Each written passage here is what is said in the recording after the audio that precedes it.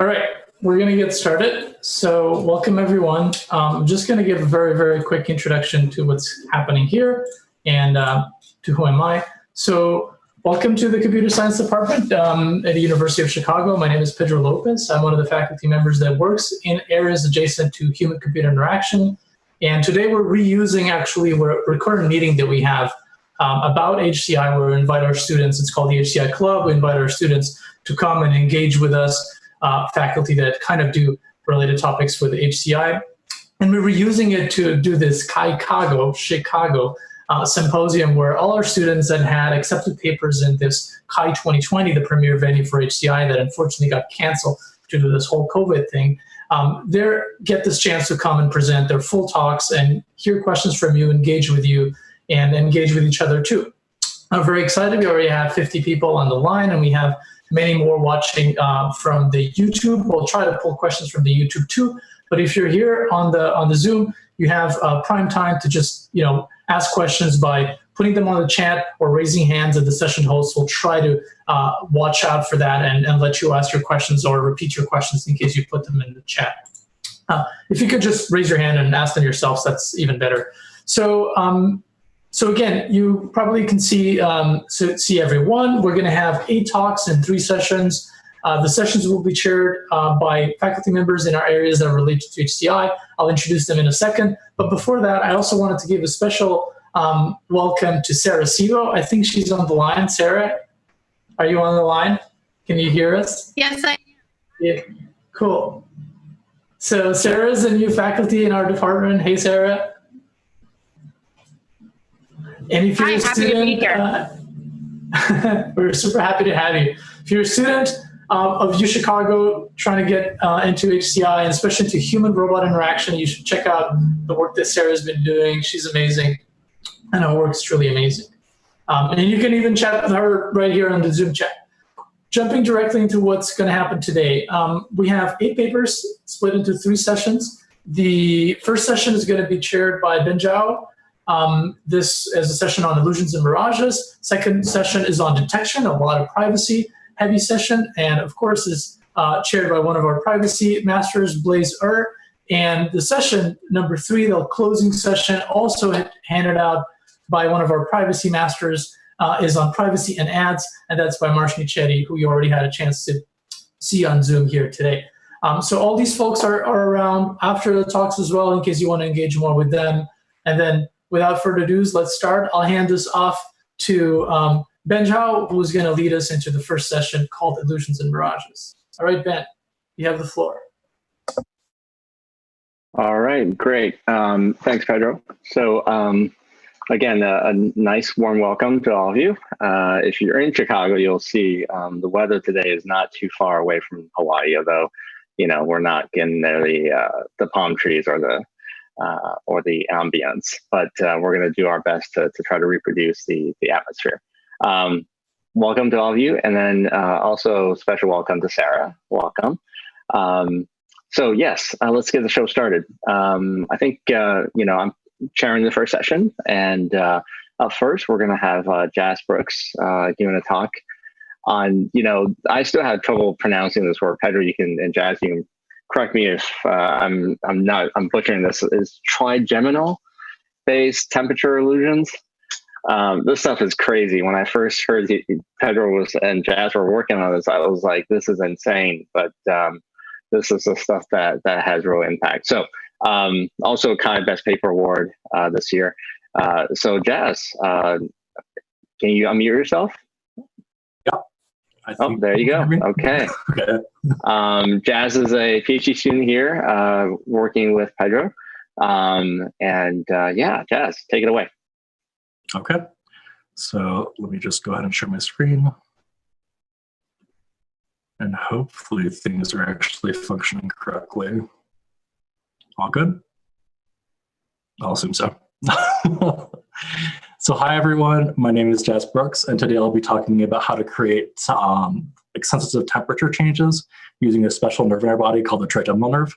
So this work was done in collaboration with my colleague, Stephen Noggles, and my advisor, Pedro Lopes at the University of Chicago. And I'd also like to start by thanking the Chi community for receiving the Best Paper Award. We're really honored by the recognition. So I'll be talking about how this person is actually feeling the temperature in the virtual scene using a very low-powered device that we built specifically for that effect. Now, this work is motivated by how virtual reality has become increasingly realistic. Here I whipped up two scenes fairly quickly that are already pretty photorealistic here. In addition to kind of like visual realism, industry and researchers have also been exploring other modes of realism for virtual reality, such as touch, force feedback, rendering odors in some cases, or even rendering the temperature of virtual scenes. In fact, I'm going to be covering right now how researchers have begun creating this kind of thermal feedback in virtual reality for consumer headsets in particular. Now, the most straightforward approach to do this is using something called heat lamps or air conditioning units. I think most people are familiar with that, to change a large volume of air's temperature.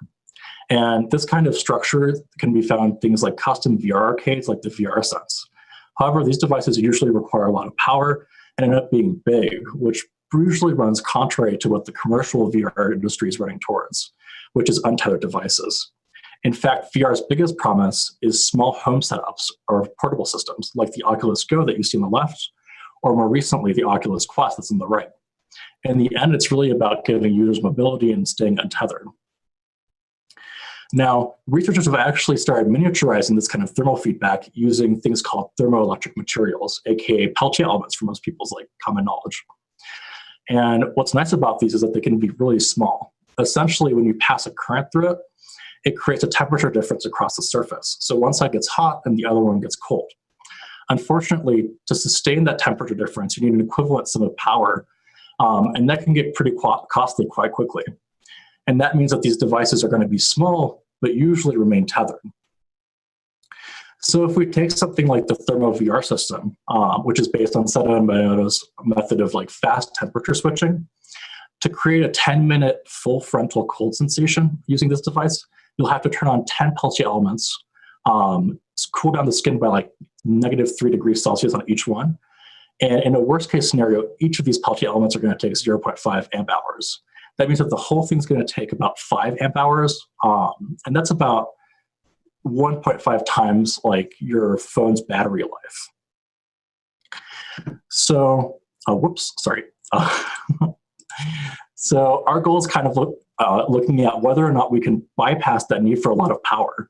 And that kind of means that we have to not address this problem with a solution bound by physics. To do that, we instead looked at a thermal illusion that relies on chemically actuating our senses. And for that, we especially focused on the chemical systems and the chemical senses in the head, especially the ones in our nose. Now, most people are probably familiar with things like the tongue, which is going to taste things, or the olfactory bulb to smell stuff. But there's actually a third thing in your head called the trigeminal nerve. And most people actually associate it to the first two things. So when you're eating or smelling, this kind of nerve sensations are recognizable when you're experiencing like bubbly, spicy, sparkly, or refreshing things. Now, what's interesting about this nerve is that it responds to mechanical deformation, as well as having receptors that respond specifically to temperature changes. So let's take Chicago, for example, if it was the winter. Now, if you walk outside and it's -10 degrees Celsius, that refreshing feeling that you have when you breathe in, the crispness, that's in fact your trigeminal nerve that's responding. The trick is that the receptors are responding to the temperature change of the tissue. And these receptors not only respond to temperature, but also respond to chemical stimuli, which begs the question, maybe we can elicit these kinds of sensations with only chemicals. For this, we actually looked at two specific receptors, and these are called transient receptor cation channels.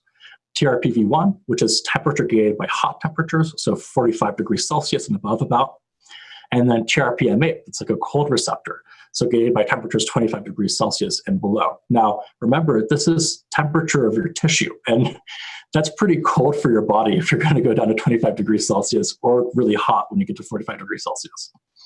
Now, what's of interest with these is that you can actuate them with extracts that are commonly found in plants.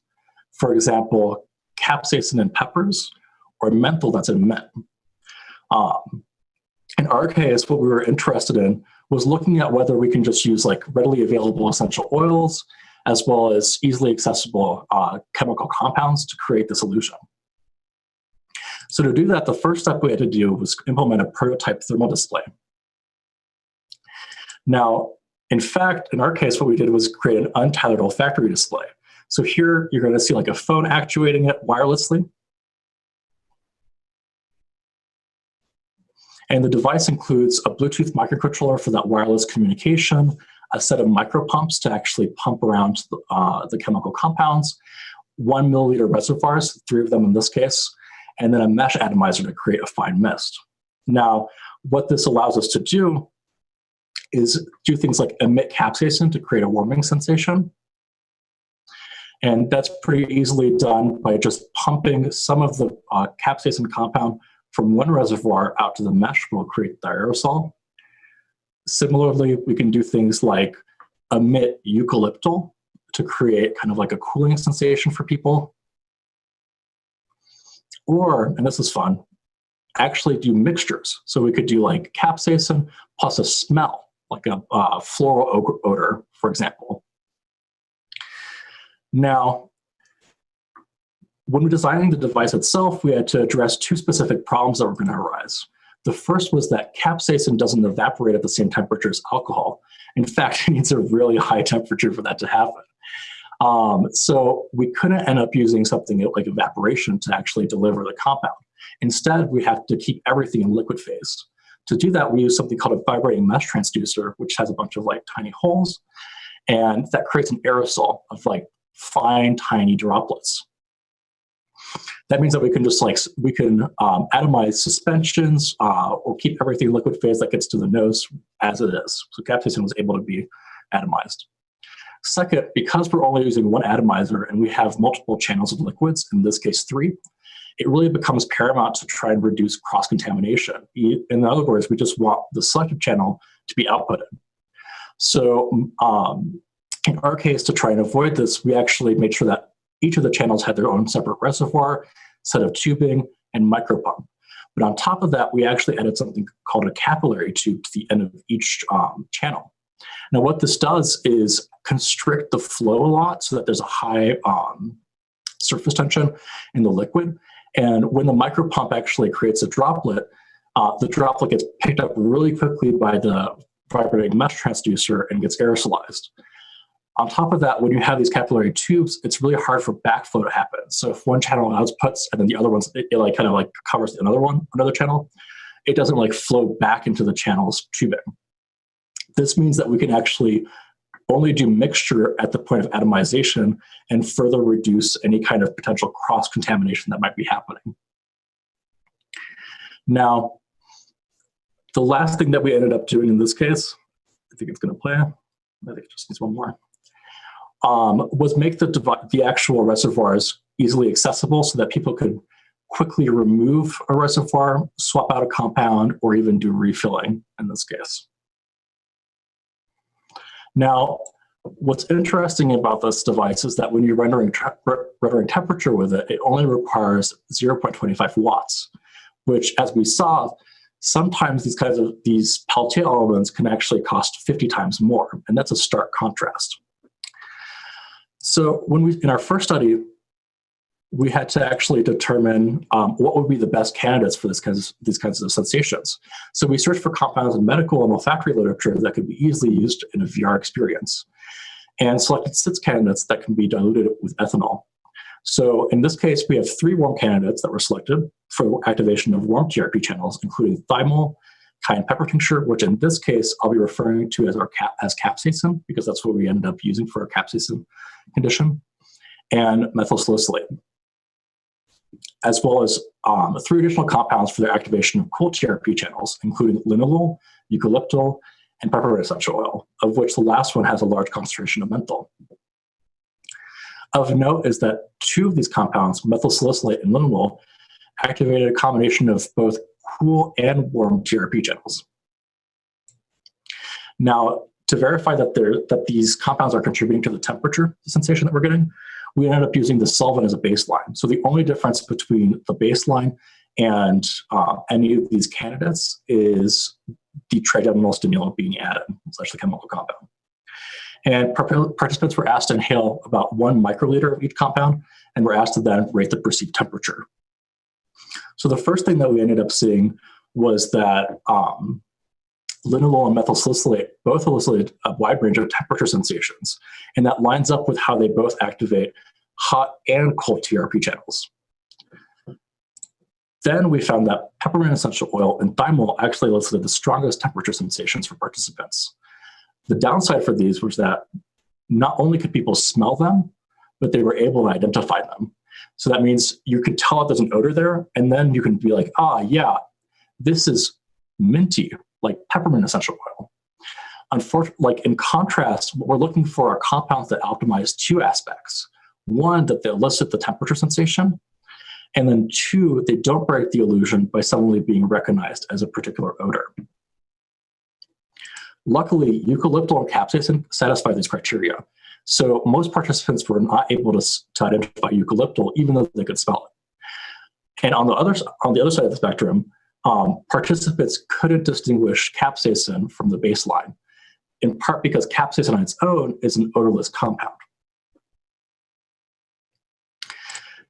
Of interest in all this is that participants were able to do these distinguish all these candidates with only tiny 1 microliter volumes. That's really small. So that meant we could use small quantities of eucalyptal and capsaicin to then test the temperature illusion in virtual reality. For that, we placed participants in a VR environment that either had a temperature congruent stimulant or the baseline solvent. In this case, for example, the cold mountain would have menthol eucalyptal as its temperature congruent trigeminal stimulant, or in the baseline case, just the ethanol. Turns out participants were able to feel significantly warmer or colder with the stimulants than without them. And that really confirmed that the temperature illusion held up with visually congruent information in virtual reality. So here you can see that for the cold mountain, they felt much colder with the eucalyptal, and for the desert, they actually felt warmer with the capsaicin solution. So we took all this together and put it with our prototype and created a VR scene demonstrating the full experience, which I'm going to walk people through, partially because there's no audio, I think. So here are the users in the cabin in the woods, warming up next to a furnace. And to render that warm sensation, we actually emit capsaicin, which activates the TRPV1 channel in the trigeminal nerve, and it's an odorless warming sensation.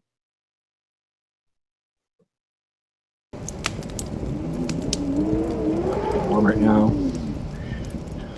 And then, because there's a storm, power goes out, and the floor is swung open, so it gets pretty cold. And we start emitting eucalyptal instead, to activate the TRPMA channel of the trigeminal nerve and create that cooling sensation.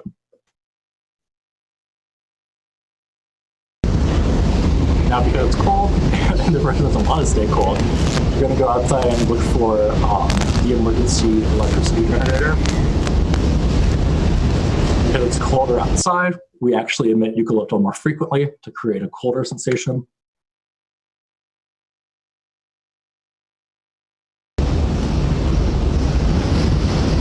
I finally get to the emergency generator, switch it on, and because there's a little bit of warmth coming from it, we're going to emit capsaicin again. But we don't just do that, we actually throw in even a little bit of a rubbery odor to create kind of a sensation of a burning fuel smell. So here, we're not just doing temperature rendering, we're also kicking in olfactory rendering.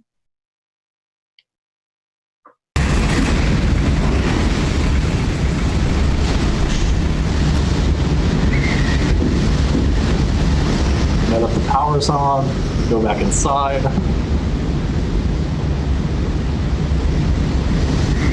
On our way in, close the door. At which point we stop the eucalyptal, since there's no more cold air, and kick back in the capsaicin. At which point they can go back to the furnace and just warm up. Now, to conclude, we introduced a new way to create temperature changes in VR using an illusion. In fact, the illusion is about 52 times more efficient than Peltier's, but it's still an illusion. So the current range of sensation is quite limited.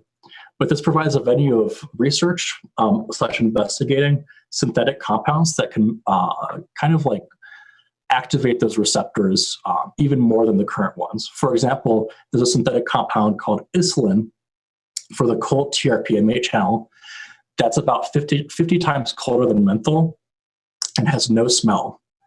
At the moment, the area of effect is localized to the face, but several participants actually mentioned the feeling expanding away from the face and like onto the chest as well, or the rest of the body. The temperature sensation right now is tied actually to the user's inhalation, which makes sense considering it's an odor. But it's also a situation where users might unconsciously adjust their breathing to minimize exposure to certain compounds. At the moment, the device also relies on reservoirs, where each reservoir has a maximum capacity of about 2 hours or so, which isn't too bad. And the battery life actually lasts even longer than the reservoirs. However, it's worth noting that this actually provides a pretty easy upgrade for any existing olfactory displays to allow them to render not only smells, but also temperatures without having to expend any additional energy. And this applies not only to VR contexts, but also mobile and AR contexts. Finally, while it's a promising illusion, we're pretty keen on exploring how we can expand this temperature illusion beyond the nose, and that might actually offer richer temperature experiences for virtual reality.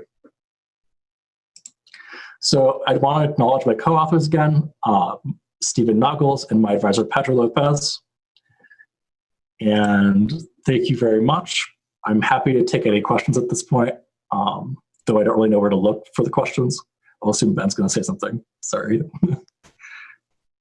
Yes, thanks, Jess. That was a very cool talk. That's the first time I've seen that talk. I still had to run down to your lab at some point and strap one of these things on. This will be awesome.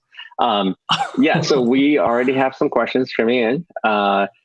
If you have questions, please, click on the participants tab and then raise your hand or use one of those icons to indicate that you have a question, and then we'll unmute you so that you can ask your question. We already have a few questions coming in, so I'm going to try to get to those first. So Jazz, I think you're going to have a lot of questions, but all right. So first question from actually YouTube. One common complaint of VR is that headsets get hot and sweaty. The technology is fascinating and more immersion is always a good goal, but do consumers actually want to experience more heat in VR? Yeah, that's actually a good question. I think it depends on the situation. I think there's something very interesting about like thermal realism, and especially this kind of illusion, because you might not always have like a strong reaction. Is might be like the nice thing about this, not necessarily always sweating. And I think a lot of the participants that actually did the VR one responded quite positively, especially for the cool sensations in virtual reality. And in the paper, I think it brings this up. They all rated like enjoying it more with that cooling sensation. I think most people are like not like, it's conflicting whether they'll enjoy being like warmed up.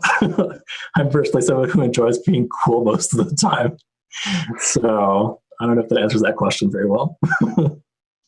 Excellent. Yeah, we're gonna have to, go through these. Okay, we have a question from Roshan, who's active on the Zoom. Roshan, I believe I've unmuted you. Please feel free to jump in with your question. Hi, Jess. It's really great work. I was just typing in my question as well, but I think one of the other advantages of this work is that it's also a contactless way to deliver thermal sensations, which is quite difficult with if you have Peltier modules and such. So I was just wondering, like, did the participants feel any of these delivery mechanisms, like a bit of wind or like kind of droplets on the nose, because the nose is kind of the most sensitive part? Yeah, that's a fantastic question. So when we were adjusting the quantities that were being emitted, if it was too much, so this is like what in the earlier kind of like pilots, if there's a lot of atomization happening, they'll actually feel a wetness or the atomization itself. But if you regulate it to about the quantities that we had in the paper, they don't feel it. And you can even lower it even more where they don't, it feels kind of like sudden changes. So that tactile aspect can disappear. Great. Yeah. Thank you very much. Excellent. Thank you, Roshan. A question from Sarah Sibo. You show examples where the different compounds to simulate feelings, hot and cold, are given in quick succession when turning on the emergency power box. How long do the effects of each of the compounds last? And can this quick switching be influenced by any carryover effects from the compounds with contrasting effects? That's a fantastic question, and one that's still on my mind right now. So we didn't actually investigate kind of like how quickly switches can happen. You can notice them pretty fast just from like anecdotal experience. I think one of the concerns it would be is generally just that you're actuating these channels separately compared to like warming or cooling the skin progressively, where it's like you can do weird things like actuate both the TRPM8 channel and the TRPV1, which is both hot and cold, and have like a really weird reaction to it. Not necessarily thermal gorilla-esque. But to answer that question more directly, I think we'll have to look at that more in future work. It's in the case of the VR environment, we specifically made it a longer experience so that people can like focus on it more. I think we ended up having it be like a minimum of 2 minutes, but the sensation faded away pretty quickly afterwards. I hope that answers the question completely. Yeah, thank you very much. Yeah. Excellent. Okay, so there are still more questions coming in. I suspect that Jazz will have to field quite a few of these, either online in the Zoom chats or via email. Either way is fine. But let's just take one more before we move on to Andrew. From Udai, let's see, what is he here? I'm sure he is. I need to scroll down this long list of participants and unmute him. Udai I'll just read his question and then he can follow up as he's unmuted now. Let's see, how does room temperature affect this illusion? For example, when a user is in the room temperature of say 30 degrees Celsius, does the cold temperature illusion still work? Yeah, so we had the same thought. So straight up on the virtual reality and in both of our user studies, we actually maintain the same room temperature just so that there's no effects on this. In previous literature about this, there is interactions between the room temperature itself and the perception of these compounds, in the sense that you can have weird things like capsaicin modulating your ability to perceive like room temperature a bit differently. And it's not as straightforward as controlling like the air temperature, the relationship between like the air temperature and the skin temperature. That's like something that I'm interested in exploring in the future. But yeah, it's not as straightforward as kind of like as just changing the temperature of a tissue. That's an excellent question. All right, thank you so much, Jess, for that great talk. I think there will be more. There are still already more questions that we didn't even get to. But I think you can see those questions already in chat. I think Rob Mitchum is helping us move over questions from the YouTube channel as he's monitoring that. So yeah, feel free to answer those on the chat channel or do so privately. Either way would be fine. In the meantime, we're going to move to our second talk. Let me get all the information here. Thanks, Jess. So our second talk is from Andrew McNutt, and he is a PhD student also here at UChicago, working with Gordon on visualization-related topics. So let me post his info there. Andrew, I believe you're unmuted and ready to go. All right. Thanks, Ben. Okay. No problem. Take it away. All right. I'm going to start sharing my screen.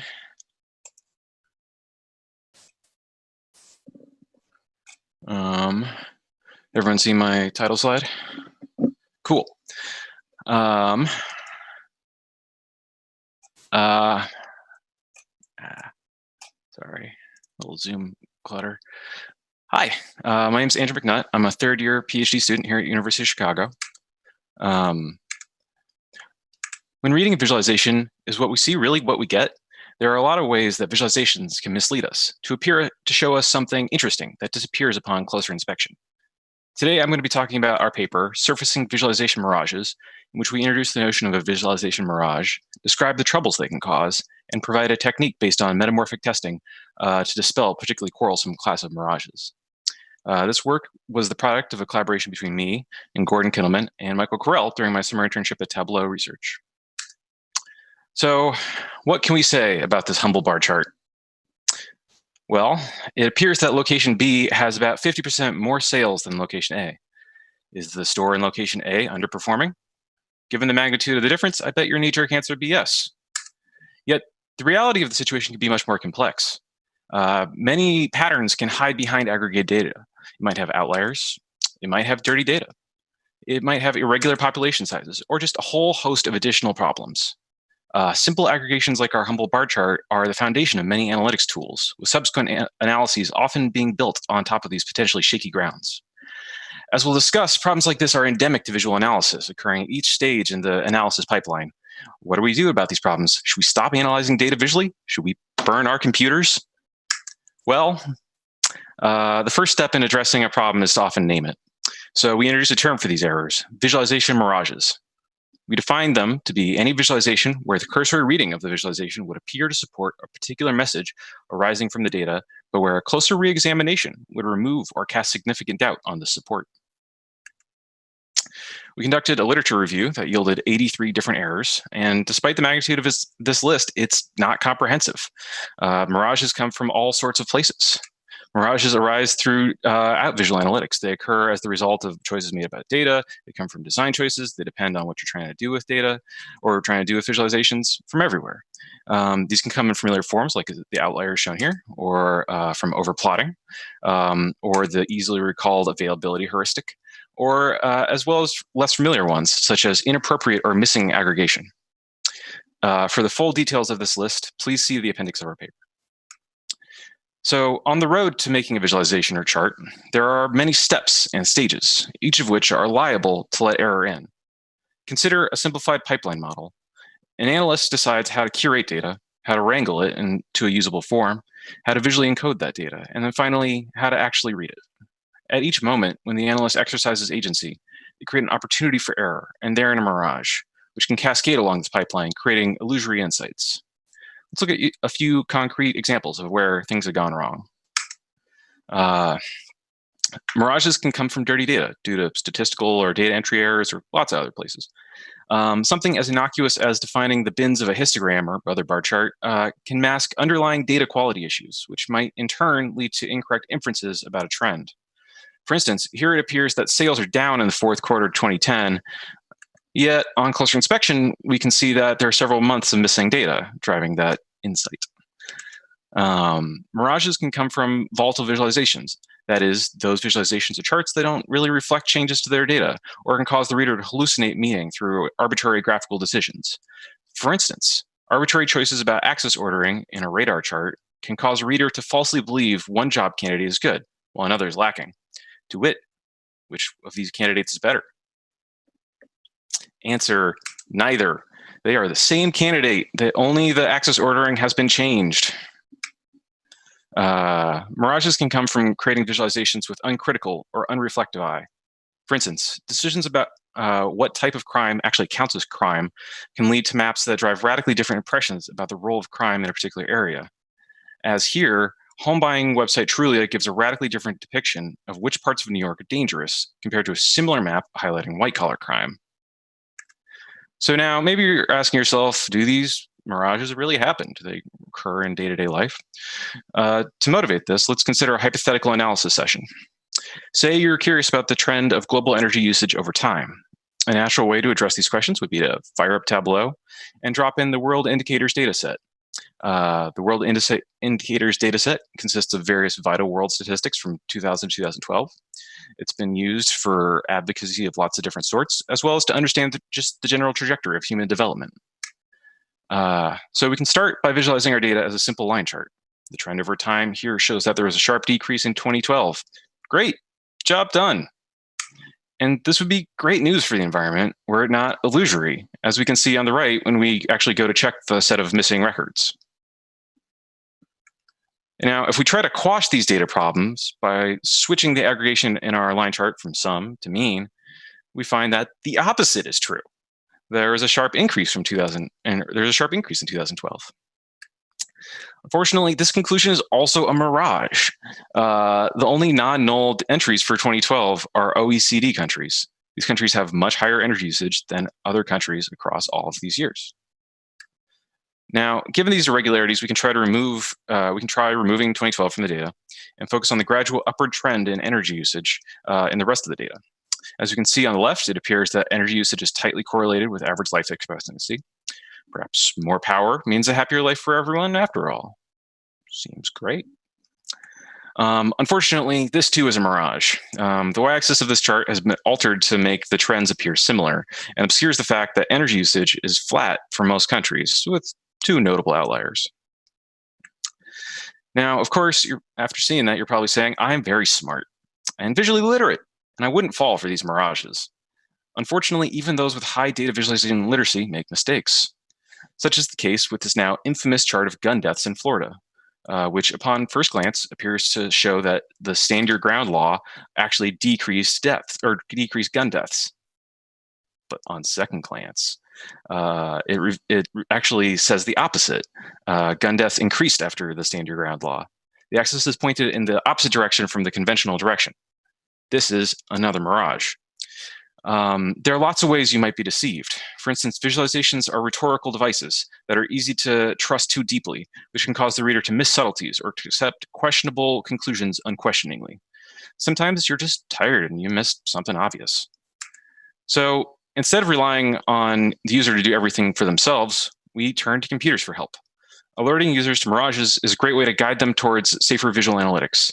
Some mirages, like the reversed axes we saw on the previous slide, are easy to detect. You simply query the function creating the visualization directly. Yet, not all problems are so easy to find. Many chart types do not have ready-made guidelines or best practices to guide analysts. Mirages that lie at the intersection of visual encoding and data wrangling stages of our pipeline are much harder to detect. To address this, we turn to metamorphic testing, which is a testing methodology from software engineering that begins with the observation that you can't always test for the correctness of properties directly. That is, test oracles are not always available. In some of these cases, it can be easier to reason about correctness in relationship to changes, that is, over symmetries. Let's put it graphically. This technique begins by finding an example of normal behavior, here labeled example data, messing up that input data in a careful and predetermined way, yielding the modified data, and then feeding it through the system of interest, and finally comparing the old and new outputs, which yields a binary pass-fail result. It is a test after all. So let's make this concrete. One of my favorite examples of this technique is Donaldson et al.'s graphics fuzz, a metamorphic testing technique for compilers of shader programs, which are a special type of program for creating computer graphics. They start by taking a working shader, as here on the left, and injecting hypothetically dead code into that shader, and then automatically comparing the outputs. And this injection of hypothetically dead code should hypothetically do nothing. But as we can see in these cases, it radically modifies the output. Through this technique, they're able to catch a number of bugs in commercial shader compilers. Pretty good.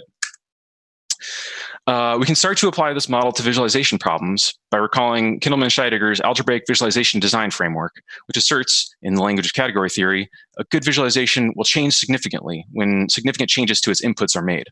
Similarly, when an insignificant change is made, then there should be, correspondingly, no visual change. And pleasantly, this turns out to be exactly isomorphic to Donaldson et al.'s formulation of metamorphic testing, as shown here on the bottom. And we can combine these into a metamorphic testing for visualization, here written graphically, as well as in pseudo-Haskell. We note that these assertions are parameterized by the way the data is changed, here denoted alpha, the way that the output is modified, denoted omega, and the way that they're compared, EQ for equality. We believe this technique would be effective when used in conjunction with other methods, such as data verification, direct viz verification, and of course, healthy skepticism. To test the validity of this technique, we built a proof of concept system that applied metamorphic testing for visualization to a simple static subset of the VegaLite charting library. VegaLite is a charting library that implements the grammar of graphics through a static and machine-friendly API. This makes it easier for our system to automatically reason about our metamorphic assertions. Now let's see this technique in action. So the order in which you draw dots in a scatter plot shouldn't matter, right? Yet, depending on the data set, it often can. Overplotting data classes or overplotting can erase data classes or can cause false inferences. So we can test for this property by shuffling the order of the input data and then doing a pixel difference between the two images. If the difference is above a certain threshold, we know that there may be a problem. This is the essence of our technique. For a particular data set, execute a change that should have a predictable result, in this case, that there should be no visual change, and compare the results. We can also test via visual changes. For instance, here we expect that if we change the opacity of bars in a bar chart, then we should get roughly the same chart with slightly opaque bars, right? That seems reasonable. Yet, in this case, this assertion fails, revealing a problem. In particular, it reveals that one of the authors, me, of this paper forgot to select an aggregation function. And so all of the bars were simply drawn on top of each other, doing an implicit max aggregation. All this is a fine chart if chosen explicitly. The ambiguity here will likely create a mirage. Testing through data manipulation can be made more effective in some scenarios by taking a statistical view. For instance, here we're investigating whether the insight displayed in our bar chart from the top of the talk is robust. To answer this question, we can bootstrap within our data classes. That is, we can non-parametrically recreate the subset of the data within each mark by sampling with replacement. This will allow us to see if the aggregation ordering is robust. We'll consider two examples. First, we'll look at case A, which looks at the simple case where the marks are each driven by a single point. Okay, so let's execute our bootstraps.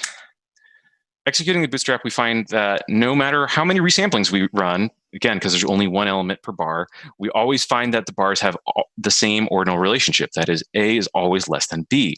This suggests that this insight is robust. No test failure. Now let's turn to a second example, case B, where the aggregation here is predominantly driven by an outlier, and then we can now apply our same bootstrapping logic to see if it's robust. And behold, we see the bootstrapping within the marks shows that the insight only held up about 2/3 of the time. This qualifies for us as an assertion failure. This doesn't seem to be a good basis on which to make subsequent decisions. While still in early development, we find that this approach can effectively catch a wide variety of visualization errors that occur when matching encoding to data. The full space of visualization mirages is vast and covers complex ground like critical reasoning, cognitive biases, and inequality. There are some mirages that may never be amenable to testing or verification, especially not in as straightforward a way as issues driven by outliers or sampling error. Visualizations and the people who create them are prone to failure in subtle and difficult ways. We believe that visual analytics systems should do more to protect their users from themselves. We believe that these systems should help their users have justified and accurate confidence in their conclusions. One way these systems can do this is to surface visualization mirages to their users as part of the analytics process, which hopefully will guide users towards a safer and more effective analysis. Applying our metamorphic testing for visualization approach is just one tool in the visualization validation toolbox, though of course there are others, such as direct validating charting specifications. The right interface to effectively convey validations is still unknown. Applying a metaphor of software linting seems like a promising approach. With that, I'll conclude my talk. I'll be happy to take any questions here or on the chat or even more likely probably on the internet. Thanks to Tableau Research for funding this work, and thanks to you for your time and attention. Great. Thank you, Andrew. That was a very interesting talk. So yes, Zoom clapping. I don't know how that works yet. I'm still trying to figure out the icons. But Zoom applause. So thank you for that talk. Let's see, we have a couple of minutes for questions. Trying to sort through, see if we have any on Zoom yet. If you do have a question or would like to ask a question, please use the hands up button on your Zoom participants panel. and I am trying to scan it. In the meantime, while I'm trying to sort that out, Andrew, I have a question as I was listening to your talk. It seems like some of these problems are more of sort of like a data processing and pre-processing, data cleaning sort of issue. Is there a fine line or is there a clear line that delineates between, issues in data processing and just missing data versus actual visualization things? I think some of the examples that you talked about were very clearly visualization things, like overlapping bars or upside down axes and mislabeled issues like that. Is there a clear line between those? And also, if you were to apply a general technique that accounts for some of these, but not all of these, how do you sort of make it clear that where the line or where the scope of your tool sort of ends? Those are two wonderful questions. So a kind of crucial thing about the act of visualization is that it kind of is a holistic process. There are, like you say, there are parts. There's visual encoding, and there's also data pre-processing. And when you're taking that action, you are making assumptions and you're making decisions across this process. And sort of, while there are sort of these kind of clearly defined subfields like wrangling or encoding, what's more insidious is when these kind of co-occur. Like the language of AVD or algebraic viz is useful because it allows us to talk about the relationship sort of between the data state or like the nature of the data that you have and the way that you're encoding it. So there's not really a clear line, and the reason why we're applying AVD is to try to hopefully sort of deal with that blurred line. And then how do you communicate the boundaries of your analysis? That is incredibly hard. I don't know if there's a known solution yet. There's a paper at Euroviz that's getting presented tomorrow, actually, on visual lint by Hopkins and Co. And they cover some mechanisms for doing a visual lint on top of a chart to tell users have done stuff wrong. But it's not clear how that works. I mean, the way trust works is with visualization is very delicate. Like if you reveal to someone that there's been an error, sometimes they'll just stop trusting your whole system or even just the visualization in total. And that sort of recoil can be really bad if you're trying to help someone do an analysis. So it's a tough question. Yeah, definitely. That's clearly there's no easy answer to that one. So one of the comments on Zoom chat from Maribel, this is a great validation tool, but I find it more useful for checking others' work, for example, charts presented by the media and other organizations rather than when you are the author. I guess the sort of the implied question here is, how is there a difference between when you are using this tool on external data versus your own? Is there an easier way to apply this to, for example, external sources of data? I think that would be super cool if you were to have some sort of a filter where, when presented with a particular chart or information source, whether it be on some sort of web page or in a paper, that you could automatically run this tool. You could, apply sort of the techniques that you talked about and really point out potentially misleading types of issues. Yeah, totally. I would really love to see more tools engage with like reproducibility and replicability. And I think having a validation process like this would be a great way to do that. It's hard to do that via the internet because you don't know what data processes the person did ahead of time. Like you don't know what assumptions they made when they're curating their data. Like returning to the crime maps example, you don't know what assumptions they made when they were saying like, oh, this is a crime versus this is not. And those sorts of artifacts would be hard to audit or even really think about. And so, that process, it's unclear if this would even be addressable through our validation process either. Ours is a modest and early stage prototype. We're trying to just open up this sort of automatic perturbations of data in a new way. Yeah, I mean, just a comment on that. I think this is something that could be potentially incredibly useful and of high impact if there were some version of it that were to be easily applied for external sources, right? In this day and age of sort of misrepresenting data and like as the example that you showed of the Florida crime results, I mean, that would potentially have a huge amount of impact, I think, in non-academic research life. And that could be super interesting. Okay, all right. Thank you, Andrew, for that great talk. I think there might be more questions on YouTube and chat as we go along. In the meantime, it is time for us to move to our third talk. And this will be given by Pedro. So here you go. That's Pedro's information on the paper as well. Pedro, I probably don't need to say much other than he's one of our young stars here in ACI, and every time I hear about his work, it's simultaneously exciting and just a tad frightening. So super exciting stuff. Pedro, I'll let you take over. All right, can you all see my screen and hear me? Yeah? I don't see anyone, so I need a verbal acknowledgement. Yeah, you're good to go. All right, awesome. All right, so I'll be talking about this reflection paper that I wrote with this group of people that you see here on the slide. These are my co-authors. Too many to name, but they're all amazing people. And we essentially wrote a reflection paper about a paradigm shift in the thinking of interfaces. We think people are, especially researchers in human-computer interaction, are used to thinking about HCI as the study of the interaction between humans and computers. And this perspective of taking the I and HCI as interaction is interesting, but it does come with one cost, which is that it makes us consider users and devices as two separate entities, which I represent here as the user and the device, as these two bubbles.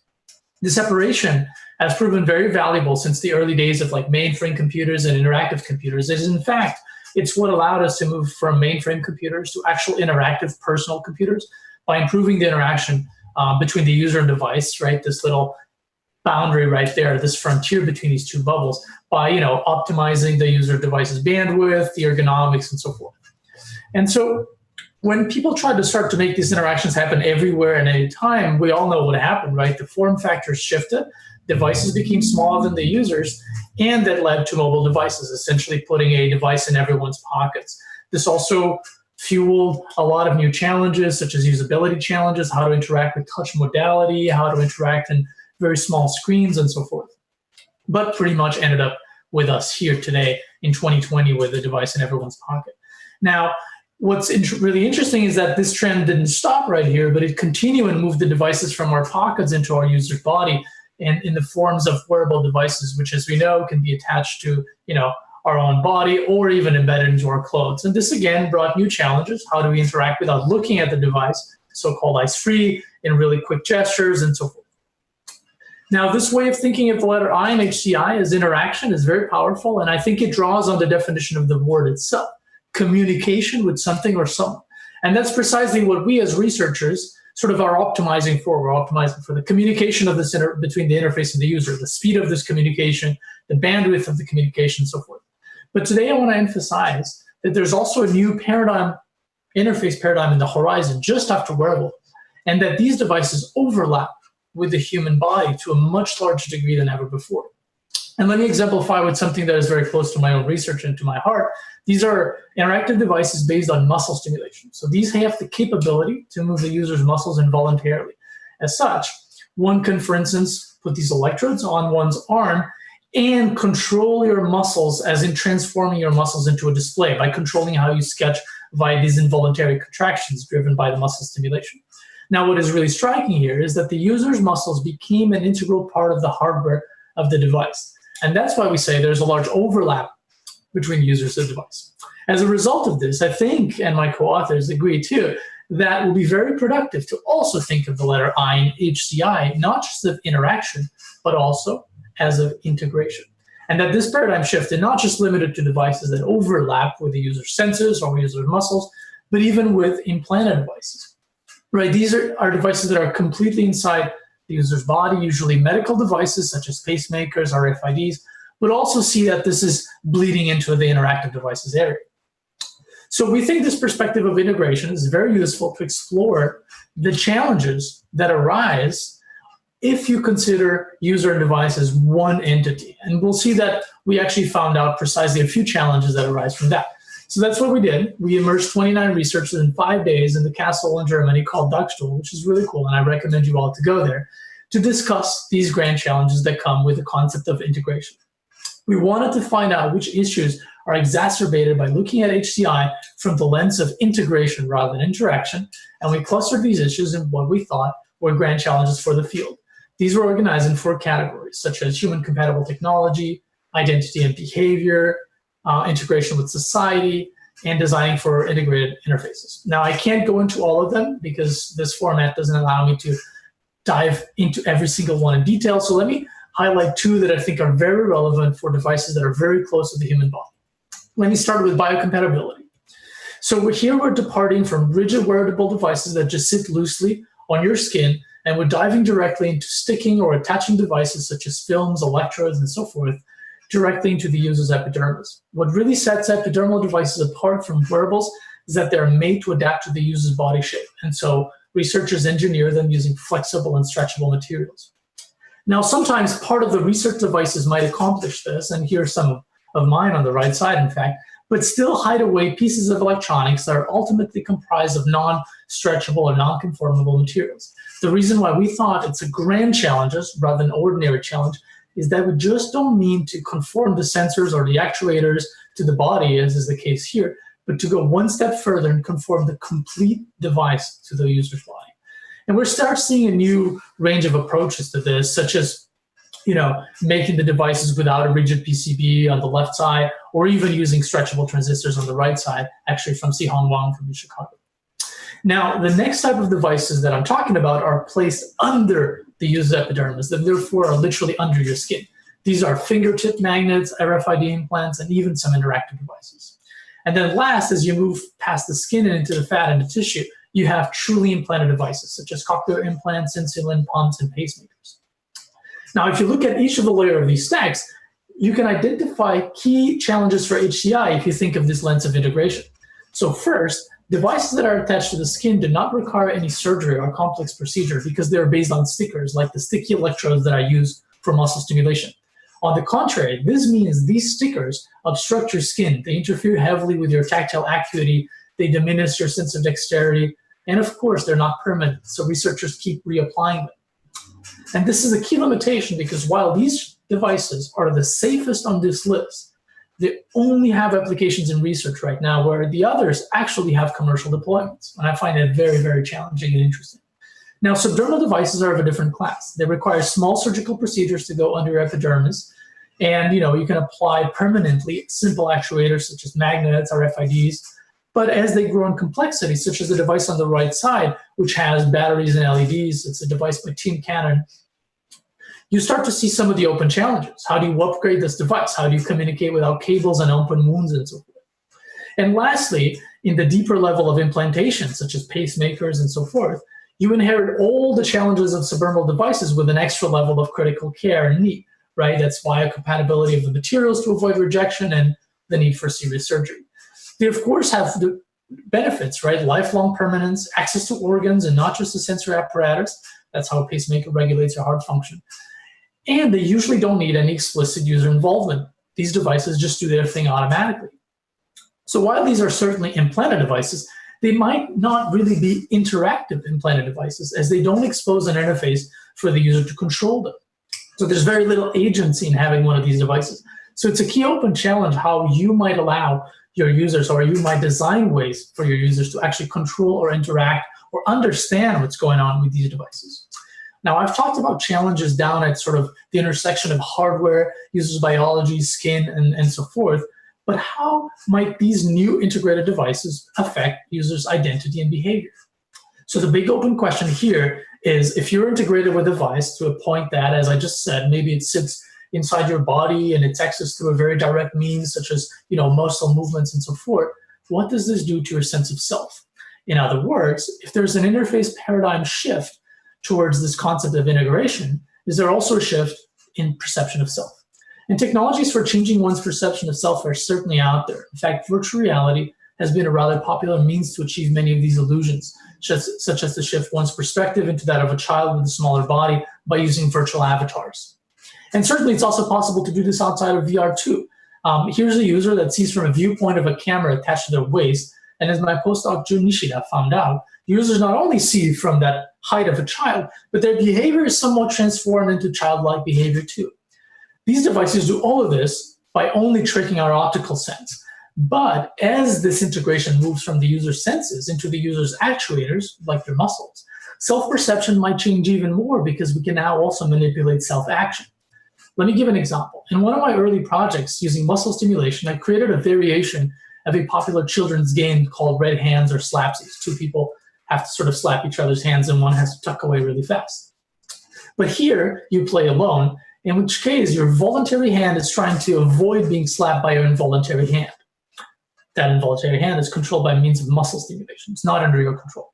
When participants tried this out, they reported a sense of blurred ownership, sometimes referring to their computer-controlled hand as part of their body, and sometimes to an external interactive device that they just played a game with. And this is even more evident as we start to give users abilities beyond their biological capacity. For instance, here in this project, Last Kai, we used muscle stimulation to accelerate someone's reaction time so much that they were able to take a picture of this very fast-moving baseball by means of the muscle stimulation doing the picture for them. And so this is kind of an interesting case because our intuition would tell us that the sense of agency, the feeling of I did this, is totally immutable. And so when I voluntarily do an action, I feel all my agency. But if I'm assisted by muscle stimulation to do an action faster than humanly possible, especially than my own humanly possible, I should feel no agency. But our findings were quite different. In fact, what we found out in this study, Last Kai, is that users actually felt completely in control of actions that they only performed faster by means of muscle stimulation. In fact, there are many other interesting devices out there that have a capability of doing actions for the user or with the user, such as extra limbs that hold tools for you, or muscle stimulation that makes you operate a tool that you've never seen before, or a tail that automatically balances your body. Now, these exhibits varying levels of agency, from user-driven things to mixed initiative, such as things that might make you feel like I did this, or something that is more mixed initiative that might feel like this helped me to do it. And we think this is a really grand open challenge for devices that have the ability to control the user's body. How will you as a designer create tools that have this feeling and this permeable feeling of user and device agents? How will you even regulate this user and device agency, and how you ensure that the user is always in control? Now, what is striking about the perception of self is that it's also influenced by how others see us. And as such, there's another open challenge here to examine the perception of integrated devices on others, right? Not just on myself. For example, how will others perceive you if you have this interactive tail that our co-author Dog made, right? And in fact, some researchers, such as Christian Holtz and his colleagues, have explicitly looked at how users of mock-up implanted devices felt as they walked around with the devices around bystanders. And this is a real key challenge to deepen our understanding of the future of these devices, not just to look at the user, but also at the other users around them. So let me summarize what this paper is trying to do. We're trying to present grand challenges that we derive by looking at HCI as integration rather than interaction. And we cluster these in 4 categories that you can see right here, such as human-compatible technology, identity and behavior, integration in society, where we dive into a lot of the ethical challenges, and designing for integrated interfaces, where we dive into a lot of how you transmit information between user and device if you can't use, for instance, visuals. Now, I did not go into all of them. I want to emphasize this is sort of the type of paper that is just meant to be read and dissected and disagreed with. As a paper co-authored by 26 people, I guarantee you, I also don't agree with all the perspectives in it. And we really meant this paper as a conversation starter. Now, if you find yourself saying HCI by meaning something else than our existing HCI acronym, and you're getting confused between integration and interaction, don't worry. We're not trying to overload this very useful term that we already have. In fact, most of the co-authors in this paper refer to human-computer integration as HINT, rather than HCI. Now, of course, some of us, like myself, went all the way with it when I decided to call my HCI lab the Human Computer Integration Lab. And so we're also just trying to provoke more researchers to consider what perspective they're taking at every moment when they're doing their research, and that perhaps sometimes considering users and devices as one integrated entity might give them new challenges and new ideas to work on. Now, lastly, I want to thank all my amazing co-authors. There are too many to name, but you can see their names right here on this slide, with a special thanks to Floyd, Jonathan Gruden, and Patty Moss, who really brought us together to write this paper after our initial doctoral meeting. With this, I'm here. I'd love to take your questions. If we're running too much out of time, as Ben said, you can also type them in the chat box, and I'll just go at it. Great. Thank you, Pedro. That was a pretty cool talk. So I think we can go over a little bit our original schedule. It's one of these things where, our second session, I believe, has one fewer talk, so we have a little bit of leeway here. So let's see. I think Sarah has a question. Sarah? Yeah, I had a quick question about how you think about devices that have a lot of agency themselves, like robots or interactive bots or virtual agents, and how much of those might have a play with the human-computer integration as opposed to the interaction, and whether you think those type of devices or agents will stay more in the interaction side, or whether you think that they can also integrate with the human body. An awesome question, and the HRI angle had to come from you. That's very, very cool. So that's actually one funny one, and reading the paper will give you a different answer, or asking any of my 25 co-authors will give you a different answer, probably 25 different answers. And this is where I disagree with some of us, and I disagree with our paper, which is I actually find there's some necessity for me to call something integration that it is indistinguishable from a part of the human body. And so if the device is not using part of your body, I don't think it's really integrated, at least with you. It might be integrated with society, with the environment, and so forth. And so for me, in my part of the paper, essentially, I kind of would claim that necessity to be in the body is a prerequisite for the integration. And such robots, unless exoskeletons and so forth, they're not integrated.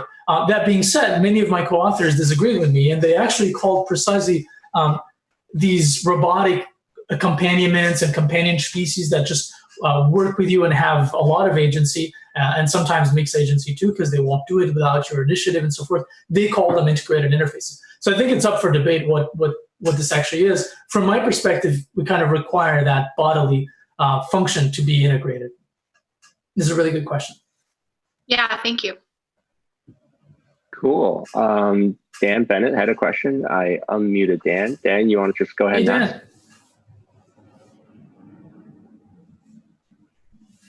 Oh, sorry. Maybe I didn't unmute him correctly, but I'm trying to. That's great. Hi there. Really, really love the talk, and I'm really particularly interested in the stuff you've been doing in this and a few other papers, thinking about agency in integration.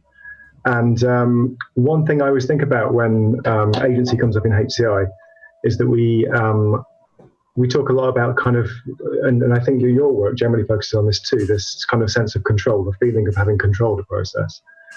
I just wondered whether there's anything in the paper, I've not had a chance to look yet, and a distinction to be drawn between this sense of control, agency, and a broader sense of autonomy, sort of the sense of self-governance, because quite a lot of the issues we have now around, say, dark patterns and things are more issues of self-governance, and obviously they potentially become more concerning when perhaps even via the sense of self-control being overridden is a bit of a funny word there, but that's perhaps a vector for more of those issues. Yeah, Dan, I'm 100% with you on that one, because you're right. And I think precisely the reason why in my papers I try to use the sense of agency, in fact, I use two things and try to distinguish them too, sense of agency and the sense of ownership, right? These are very different things as well. I might feel agency of something, but I might feel, or have agency over something, but I might not feel that that's part of my body. And that happens a lot with these integrated devices, is that some score really well on agency and they score terribly on ownership and sense of feeling they're actually integrated as part of my body. They come with me and they respond when I want. And others the other way around. But then to top the whole thing off, you're totally right. And that's, I think, why we ended up not using sense of governing. And we do talk about a little bit of that in the ethical section part of the paper when we discuss how these devices might be used in sort of dark patterns of integration. And then we don't mean agency. We mean exactly the same as you mean with sense of governance. And I think that is above all of it. And that's regardless of whether it's just an interface that you've integrated with or that you're interacting with or one that controls you and so forth, so forth. I think you're on point. And in fact, later on today, I mean, Marshini's going to chair one of the sessions, and she knows tons about that. And she, in fact, authored a couple of papers on dark patterns. So if you can stick in the line, you might hear more from her on that note. This is a great question. Great, thank you. So I think we probably have to move on, but let's take in one last question from Rain Ashford. Rain, you want to ask? I think you're unmuted. Yeah, I think you've unmuted me. Hi, Pedro. Hey, fantastic talk. Yes, nice to see you again. My research is around like nonverbal communication and personalization of wearable devices, and I just wondered how personalization, i.e. self-expression through aesthetic choices, could or might be developed when any early devices would probably be confined to a certain set of materials, for example, interface choices. Mm-hmm. Yeah, you're striking a perfect point right there, because a huge section of this paper, and in fact the one that starts this biocompatibility discussion that I presented here, but I chopped off in the interest of time, starts with personalization. Who wrote that is Martin Weigel, in case you want to reach out to Martin and just get really geeky with him on this. But what Martin is arguing in that section of the paper is essentially that personalization of wearable devices is almost like mandatory step to get to an integrated device, right? First of all, bodies are all different. There's no one size fit all and so forth. And then I think, maybe I'm speaking too much for Martin, but I think what Martin is saying as well is that ultimately it's almost like only the user can customize the device for their own body. We're going to reach like a little weird point down the line of personalization that nobody can personalize but you. And that's a really interesting step, which then also gets into your topic, which is, okay, and if I designed a transfer of information, especially if it's nonverbal, there might be points as well where the user kicks in again and says, like, let me customize how this device is going to talk to my muscles, to my body, to my sense of auditory, to my sense of this and that. And so I think personalization is going to play a huge role, and it's really a field out for grabs for new papers and new developments in HCI, honestly. Cool. Thank you very much. Can't wait to read the paper. Thank you. Thanks, everyone. All right, great. Thanks, everybody. So that concludes the first session of our symposium today. So let's see. I'm sure Blaise is here. Pedro, should we just transition straight into session two? I just made Blaise the host. Yep. Blaise? Great, yeah. So let's All right, Blaise, take it away. To session two. Great. So hi everyone. I am Blaise. I am faculty here at UChicago. And actually, of all the session chairs, I'm now the longest tenured person at UChicago. So I'm a faculty for a bit over 3 years. Right. And so up next, we have Andrew McNutt coming back to present another talk. And so Andrew, please feel free to go ahead and share your screen as I'm introducing you. So Andrew, already been introduced. This time he's presenting Divining Insights, Visual Analytics through Cartomancy. So this paper is part of the proceedings of the Alt-Chi subconference, which is a venue for boundary pushing, intentionally provocative, and really fun work. All right, and so Andrew, why don't you just take it away? Yeah, all right. Thanks, Blaise. Hi again. Like Blaise said, my name is Andrew McNutt. I'm a third-year PhD student here at UChicago. So our interactions with data are increasingly shaped by automated systems. An open question is how to give analysts the tools to interpret these automatic insights while also inculcating critical engagement with algorithmic analysis. Can you really trust what automation has wrought? What can be learned and gained by ceding agency to the hands of the divine?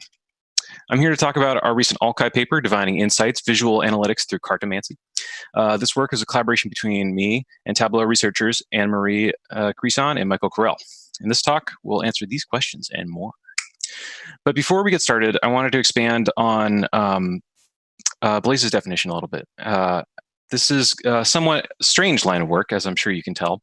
And given that you heard and will be hearing more traditional types of talks today, I want to make sure you understand the context of it, as Blaze said. It's from a subconference of Chi called Alt-Chi.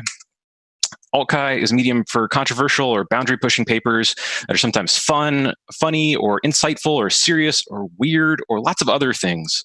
For instance, the other side from a year or two ago commented on the black box nature of deep learning systems by conducting a seance right there at Alt-Chi, while Lickable Cities commented on HCI methodologies through absurdity. Some works are important and might not have found a home or an audience without Alt-Chi, such as this year's I'm Just Terrified of My Future, which in a series of unflinching first-person narratives describes violences people with disabilities face in academia. I describe these papers both because they're wonderful, and but also because I want to highlight the importance of having a venue for critical but sometimes playful work within a major academic venue. These comments and thoughts are important and should not be removed from the academic project by deplatforming. In particular, I desire that my own field, Viz, engage more deeply in self-reflection, which might be well mediated by something like an alt-Viz at our big conference, Viz. Anyway, with this context in mind, we now may begin with a problem. People oftentimes find themselves in situations where they have data and they want insights, but they don't know how to bridge that gap. As good computer scientists, we can simply call on data visualization to save the day. Charts, visual analytics, graphs, perception, and more. And that should be the end of the story, right? Unfortunately, visual analysis is hard. It can require expertise to create effective charts, to transform and manipulate data, to do all the things that you must do as part of the analysis process to understand data effectively. Automated recommendation systems, which are a growing area of research, are an enticing way to get around these problems. Open up some software, drop in your data, get the insights you so desperately seek. These tools have begun to pop up in the likes of Tableau, to Google Sheets, and really just everywhere in between. But there's a problem with this approach as well. Effective automated analysis poses a challenging set of problems and requires you to be on your guard in new, familiar ways. In particular, these systems are often opaque black boxes that make uninterpretable predictions. Why did this chart get chosen over another? While there is opacity in the action of seeding agency, the problem is possibly even worse as more analysis systems turns towards deep learning techniques, where the very idea of interpretability is ambiguous. These analysis systems can be inflexible to the needs of the domain the analyst is working in, providing general advice that might be irrelevant locally, or might arbitrarily promote particular charts due to arbitrary limitations in their implementation. The conclusions they promote can be brittle, crafted as they are by effectively evaluating every parameter configuration at once, creating a minefield of multiple comparisons problems and p-hacking machines. And what's worst is that we can be lulled into accepting these recommendations thoughtlessly because of the domineering manner in which they are presented. We trust them because of their literal and rhetorical power, which we have instilled into these entities. So, with all these troubles, what else are we to do but cry out to the divine? Behold! Inspired by the hands of fate, we've constructed Sortilege, a web-based visual analysis system that mimics the act of using tarot cards for divination, but tuned to the process of investigating important data properties. Our system follows a common analysis pattern. A user, who we'll refer to as the querent, uploads a data set of interest. We then generate a new deck of tarot cards to aid in this search. The user then deals the cards into a spread, which then enables them to divine their insights. But before diving into all that, let's step back a little bit. What actually is tarot, or for that matter, cartomancy? Well, cartomancy is the use of playing cards, such as tarot cards or just others, for divination. Tarot has a long history and a corresponding sprawling collection of variations of detail, form, and interpretation. The design of our deck is guided by the ubiquitous Rider-Waite deck, although there are many others of note following a wide variety of themes, designs, meaning, and many other contexts. Like traditional tarot decks, ours consists of 22 unique named cards and 56 numerical cards across 4 suits. We now consider each of these families of cards in turn. Our major arcana promotes skepticism and reflection, pushing querents to answer questions about unknown data rather than answer questions about the unknown, as might be found in traditional tarot. In particular, our major arcana pairs the traditional tarot major arcana with a value-laden symbol or character. These, in turn, are paired with a question, which asks the querent to consider the people involved in the analysis, the data as an artifact, as well as other statistical concerns. For instance, the one card, traditionally referred to as the magician, we describe as the analyst. This card pushes the querent to consider, did you seek advice from a statistical expert before analyzing your data? The chariot card traditionally denotes succor, providence, triumph, presumption, vengeance, or even trouble. Our chariot card shows summarization and pushes analysts to ask, is the level of data aggregation appropriate? As you might have seen in my previous talk, aggregations can cause all kinds of trouble. Our minor arcana contain automatically generated insights about the data set of interest. The insight itself is shown as a simple visualization, such as this bar chart. The interpretation of this insight is organized both by type of card as well as by number. The higher the value of the number, the higher the strength of the insight. We divide these types of insights into 4 traditional suits: swords, wands, pentacles, and cups, although we re-encode their meaning to suit our task. The suit of swords addresses data quality concerns. We reflect these concerns through a histogram, which shows the amount of missing or null values. The more missing values, the higher the suit. The suit of pentacles addresses extreme or unexpected numerical values, which we represent as a box plot with outliers shown in red. The greater the corresponding z-score, the higher the card. The suit of wands relates to patterns of categorical variance. After sweeping across all configurations of variables, we select the configurations with the highest variance and present them as bar charts. The higher the variance, the higher the card. Finally, our suit of cups covers the correlation and relationship between fields. By computing Pearson correlation for every pair of variables, we select scatter plots that have the highest correlation. The higher the correlation, naturally, the higher the card. While these algorithms are intentionally simplistic and have many of the drawbacks of more pedestrian automated visual analysis systems, they still are able to form a coherent and automatic picture of the data set at hand. Now that we've met all the components, we can see the system in action. Here the querent selects a predefined data set, in this case, the world indicators data set. A new deck is then generated, which the querent then draws from and into the Celtic cross spread. They can then conduct a reading to find answers to their questions. We now turn to a staged reading to make concrete the experience and divine design of our system. We'll take the role of the querent, seeking answers from the divine. In particular, we ask, what may be divine from this world indicators data set? Our first card is drawn into the context position, the 8 of Swords. It indicates that a large percentage of CO2 emissions data is missing. This suggests that questions about emissions may be unanswerable in this context, although it is troubling that this is only the 8 of Swords, suggesting that there are larger missing subsets. Next, we draw into the hidden influences position, the Queen of Pentacles, showing inbound tourism. This suggests that while many countries have few incoming tourists, there are some countries with quite high numbers, reducing the central mass of unvisited countries to near invisibility in the box plot. Finally, we draw biases into the advice position. This card is also the Devil, which is in traditional tarot denotes unbridled id or harmful attachment. Here, he pushes us to consider our idish biases when modeling and measuring our data. After our reading, questions remain. How prevalent are these data quality issues? Is it possible that there are groups of high or low metric countries that are skewing other parts of the data set? This reading is just one particular draw from this particular deck. A different querent will doubtless receive an entirely different set of cards with entirely different meanings that promote entirely different questions. The power of the stochastic and limited view is that it raises questions about what the querent didn't see or might have seen in the data.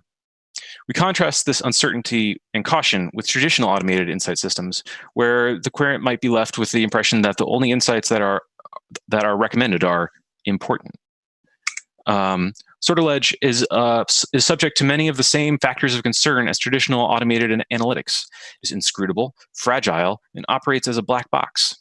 Yet, we argue that sortilege is safer than existing designs. It encourages critical thought and skepticism, makes no pretense towards certainty, and requires users conduct interpretation themselves. By forcing a burden of interpretation onto the querent, we cut off the easy excuse that generated insights are objective or neutral. The human deals the cards, creates their interpretation, and links them together. They are an active rather than passive participant in the analysis, random and arbitrary though it may be. Conventional analytic systems go out of their way to build authority and perceived accuracy through tactics like suppressing uncertainty or using AI washing to convey unearned expertise. We make no such pretense. We go beyond simply improving the features of prior visual analysis tools and create a new one entirely. As our approach is natively physicalizable, this has untold and unmeasured benefits. For instance, instead of monitoring a dashboard to assess key metrics, one can simply perform a daily reading of a newly printed card deck. So as I was starting the slide, I realized I needed to have sound for the subsequent one, and so I need to stop my screen share and reshare it. I'm terribly sorry.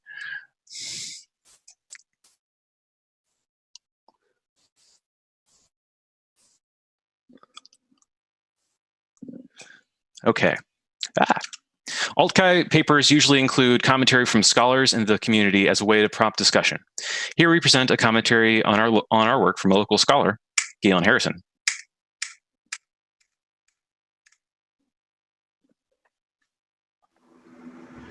Data. Some people say it's the new oil. That's not true. The new oil is insight. In fact, the biggest problem facing innovators today is how to get the most insight out of the biggest data. What if I told you that there was a way you could get the most insight possible out of the largest of data? Folks, I'm talking about magic. If you don't believe me, the results speak for themselves. In Sortilege, what are you doing when you engage in divination? Is it a life hack, a way to more effectively engage in positivist science, or are you actually engaging in a mystical process? In many ways, visualization recommendation systems are hyper-scientific. They want to do science about science, and the problems that Andrew, Anna Maria, and Michael are trying to address are results of them. By trying to engage mystical ways of knowing, Sortilege opens up the possibility that non-scientific ways of knowing may have a role in visualization. It is tempting to explain Sortilege and magic, witchcraft, and sorcery in scientific terms. However, this impulse should be resisted. Witchcraft is a situated phenomenon, and therefore necessarily cannot be understood through the disembodied scientific path. Even if many of us may not accept magical perspectives totally, we should acknowledge that pure scientific rationalism can and will lead scientists astray. Rather than attempting to commandeer non-scientific perspectives, visualization and HCI research should seek to engage with them on their own terms. Thanks, Galen. With that context in hand, we now reach our conclusion. We conducted this critical design exercise in order to comment on a trend in visualization research, as well as other fields, namely that there is simply too much trust being placed in unaudible automatic tools. We believe that as tool and systems builders, we should not just enable, but push our users to engage in critical reflection and skepticism as they go about their work. So what are you to do if you aren't a visualization researcher? Well, don't blindly trust automated analytics. Think more carefully about the who, how, and why of your data. And of course, question all of your assumptions. And with that, I'll conclude my talk. Thank you for your time and attention. I'll be happy to take any questions you might have here or on the internet. Well, elsewhere on the internet. All right, thanks, Andrew. Yeah, we do have some time for a couple of questions. We can take chat questions over Zoom chat, YouTube chat, or raising your hand. And actually, so while we're waiting for a question, Andrew, actually, I have one for you. Mm-hmm. So, as you were discussing your proposal, it reminded me in some ways both of creativity cards as well as more traditional HCI kind of heuristic checklists and things like that. So I'd be interested to hear you compare and contrast your proposal with those schemes, as well as kind of for you to kind of illuminate what are the particular qualities that you hope the invocation of magic brings to this implementation. Our work bears a close resemblance to creativity cards or mechanisms of creative constraint, such as Olipo or the Eno's oblique strategies, methods of sort of pushing you out of your normal lines of analysis. What our context has that's a little bit different than that is that it brings those things into what's normally sort of an austere, sort of like apparently objective environment. People tend to think of visual analysis systems like, say, Tableau or Power BI or, pick your favorite, as these objective like things of like, get objective true answers. And the kind of thing that we look to do with this is to sort of shake people out of that. really just question your assumptions when you're doing your data. And this connects naturally to the earlier talk on Mirages, in that you know, you can get a lot done by just being aware of what you're doing and being like careful and cautious of the way that you're approaching your analysis process. And so, you know, like the Mirage paper talks about an automated strategy for doing that. Here we talk about sort of a way to sort of change the user rather than changing the analysis process. Hopefully they'll, through the invocation of magic, they'll be magically transformed into someone who thinks more carefully about their data. Great. Are there any other questions? You can go play with this demo or play with our system at viztero.github.io if you're curious. All right. Well, I guess in the absence of further questions, let's do a Zoom thank you, Andrew. And if you could unshare your screen, and we're going to have Jenna share her screen in a moment. Jenna, I just co-hosted you. And so up next, while Jenna's getting set up, Andrew, we do have a question over chat. The context is, I'm a media artist in Canada. Have you considered the relationship between entoptic imagery, entoptic being Greek for between vision, which mediates endogenous interpretation, the human central nervous system interpretation of exogenous stimuli? I really want to answer that question. It seems to be a well-formed question, but I unfortunately don't know a lot of those words. If you want to message me about that, I'd be happy to talk a little bit more about it. I'm sorry, I just don't have a good answer for you. Okay, great. And the question asker wrote, sure. All right, so great. So it looks like Jenna has gotten the screen share going. So quick introduction. Jenna Cryan is a PhD student in our department, is presenting Detecting Gender Stereotypes, Lexicon versus Supervised Learning Methods.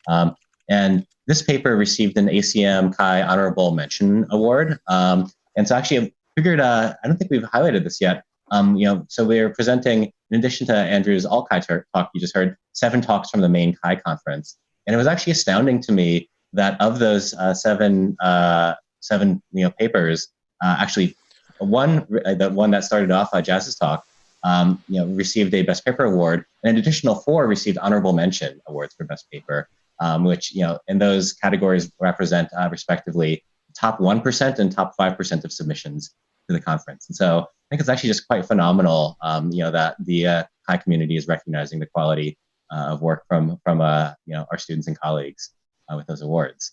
All right, and so Jenna, I'll let you at this point take it away.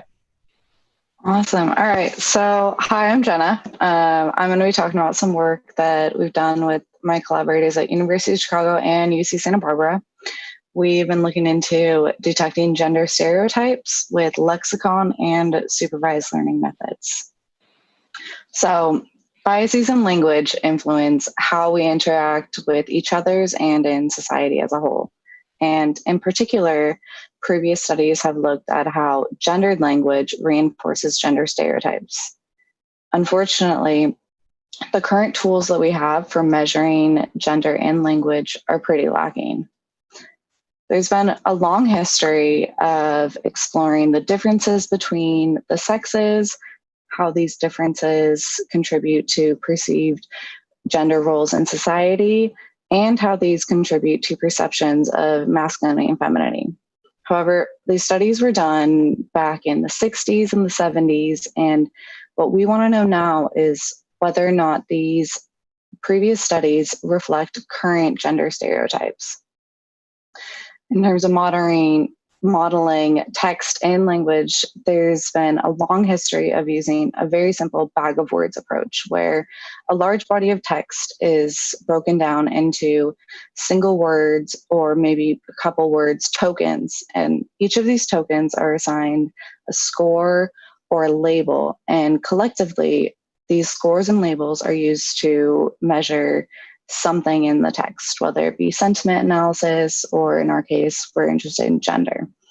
And these can be combined with word embedding models, which look at how these words are used frequently together. And both of these are very simple to implement. They've been used very well over the course of many years.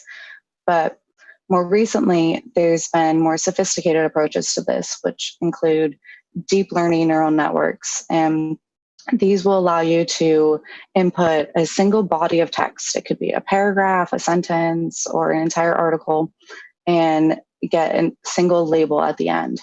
Unfortunately, these require very, very large amounts of training data. For a simple NLP model that could require tens of thousands, if not hundreds of thousands of training data sets that are labeled. And that's not really reasonable for most researchers. So thankfully, in recent years, large companies like Google, who do have access to these large training data sets, will release pre-trained models that are trained for a generalized task, in this case, text analysis. And then it can be fine-tuned with a limited amount of additional training data. And up until now, there's been pretty limited research of how these models could be applied specifically to gendered language. So we want to find out how these lexicon and what we consider end-to-end approaches, where you can just input a large body of text and get out a label, how these approaches compare to each other. So looking back, the golden standard up until now has been the BSRI and the PAQ, which back in the 70s, they asked college students about what kinds of traits they would associate with masculine or feminine stereotypes that were desirable in US society. And then from that, they came up with these lexicons of feminine, neutral, or masculine words. And these studies have been used as such a golden standard that even nowadays, commercial companies are using these to measure gendered language. For instance, Text.io back in 2014 started up a service that, based on these specific lists, will look at what feminine and masculine toned words. They'll assign each word a score, add up the entire score for a job advertisement, and tell employers whether or not their job advertisements are gendered towards one specific gender or the other. But since then, more research has actually looked into how these BSRI traits have changed over time. And Donnelly et al. Looked at many, many studies that used the BSRI, and they found that women nowadays do not endorse the same traits that they used to back in the 70s. More specifically, our group recently looked at these companies like Text.io, and we found that the same traits are not endorsed over time. And by changing the language does not necessarily change the perceptions of these job advertisements. So overall, the last 50 years or so, this lexicon approach has been used as the absolute golden standard. And it's simple, and it used to work very well. But I mentioned feminine and masculine could cancel each other out. For instance, in a job advertisement, if there's equally amount of feminine and masculine words, they could just cancel each other out and the employer would not know the difference. And it's very unclear whether or not these are able to capture how these words are used in different contexts. And as I've shown, they seem to be quite outdated because they are from 40 to 50 years ago.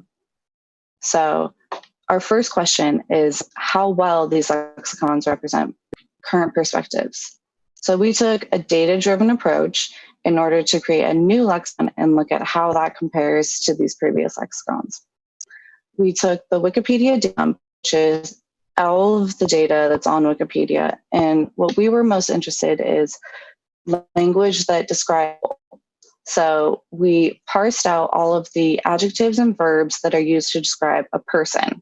And then we asked Amazon Turk workers whether or not we looked at just the most frequent 1,000 verbs or adjectives because it was too much to ask them to rate all 10,000 words.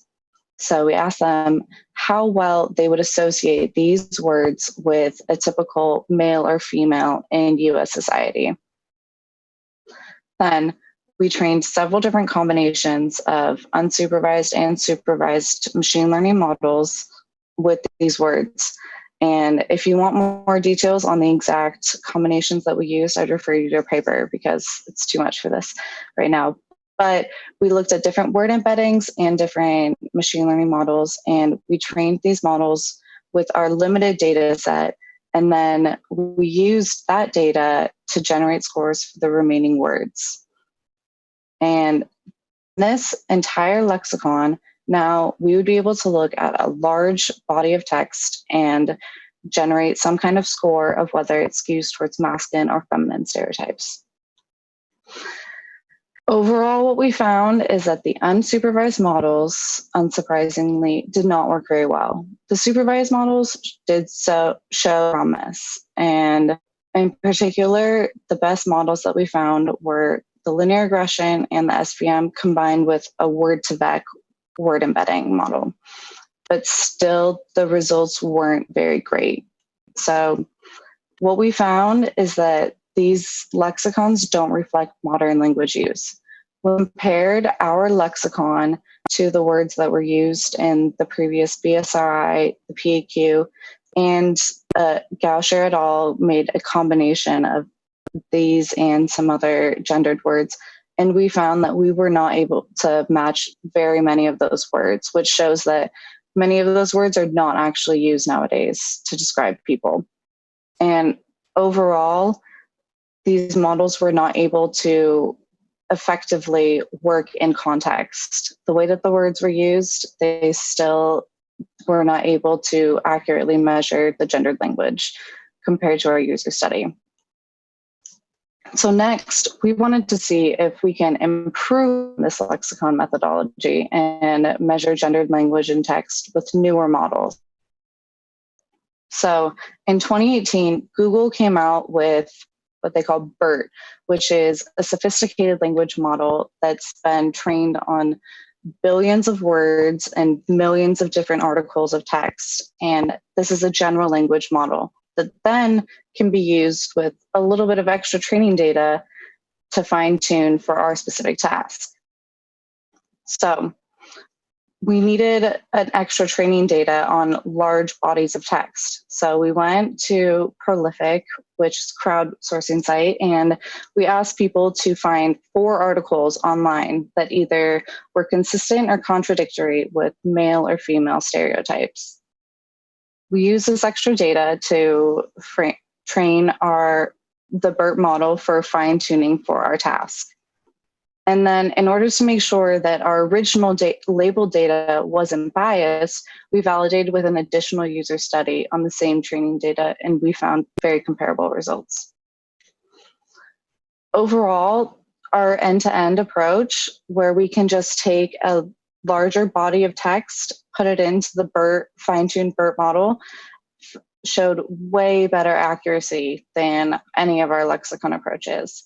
Even after we expanded the lexicon beyond the labeled data, we still didn't find that it increased the accuracy significantly. And the end-to-end approach was able to capture much more context, even with our limited amount of additional training data. Furthermore, we looked at this, a real-world application of this. So based on our previous work, we had looked at how these state-of-the-art online tools compared or evaluate job advertisements. So I mentioned Text.io, and there's an additional model, Unitive, that uses a very similar lexicon approach. And we looked at how our end-to-end approach will compare when evaluating job advertisements that were pulled from LinkedIn.com. We asked the participants about how many women they would assume would be in such a job position, and how likely they thought that this specific job advertisement would appeal to women. And we found that our end-to-end approach was more successful at predicting these than both the state-of-the-art Text.io and Unitive. So looking forward, we know that gendered language is used all around us in society, in news articles, Wikipedia entries, biographies of everybody, all the way through movie scripts and novels that we read. And we hope that this work, by identifying how gendered language is used, we can hopefully improve it in the future and prevent gender stereotypes from negatively affecting us in the future. And I would just like to thank all of my collaborators, and questions are welcome now or through email.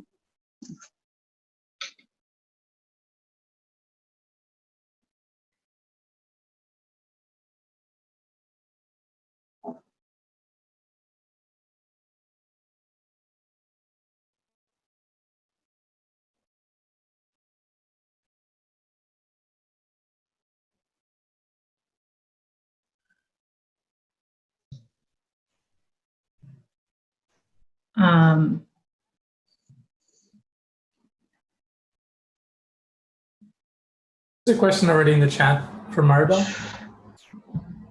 I'll pull up the chat.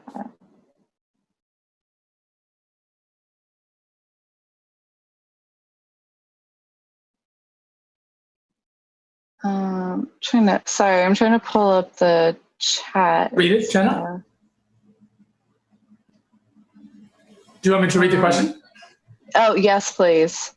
Oh, there we So go. Maribel says, excellent work, Jennifer. A rigorous and detailed approach on an important subject matter that continues to plague us. It's not a question. It's a comment how awesome your work is.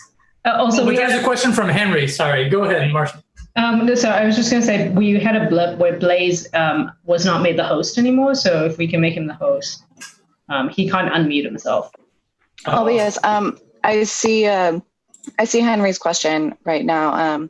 Whether or not I ensured that the Amazon Turk workers were Americans. We did restrict as much as you're allowed to on Turk to Americans, but that's assuming trust on behalf of the workers that they are American. But we did try to specifically restrict our workers with Turk and Prolific that they were American, because we understand that cultural differences regarding are very significant. So we did try to, yes.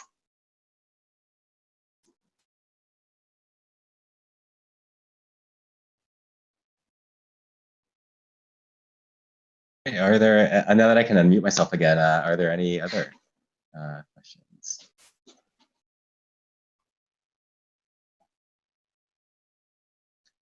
While we are waiting for other questions, I guess Jenna, it might be hard for you to answer this definitively, but I guess as you move kind of from like the Lexicon approach to your end-to-end approach, and using things like BERT, both the model change and the data, both the model and the data end up changing. So do you have a sense of is it the model that's contributing to the better performance? Is it the having extra data that's contributing to it?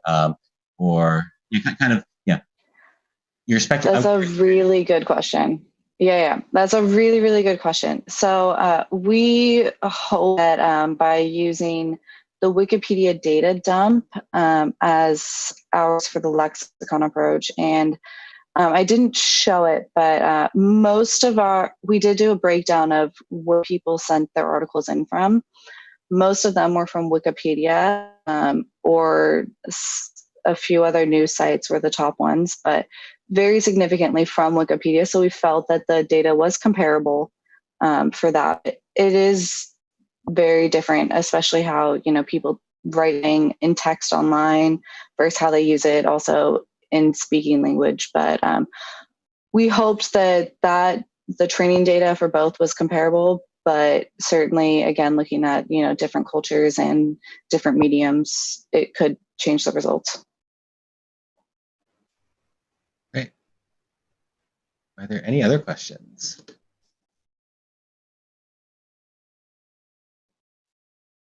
All right, well, so in that case, let's thank Jenna one more time, I guess virtually on mute. And what we're going to do is we're going to take a short break, a little bit, 5 to 7 minute break before we start the next session, which is scheduled to begin 6 minutes from now at the top of the hour, which is 1 o'clock Central here in Chicago. So we'll keep everything set up, and then we're going to start again promptly at the top of the hour with the next session that Marcia will be session chair. So I'll look forward to seeing you then. We'll step away for 1 second.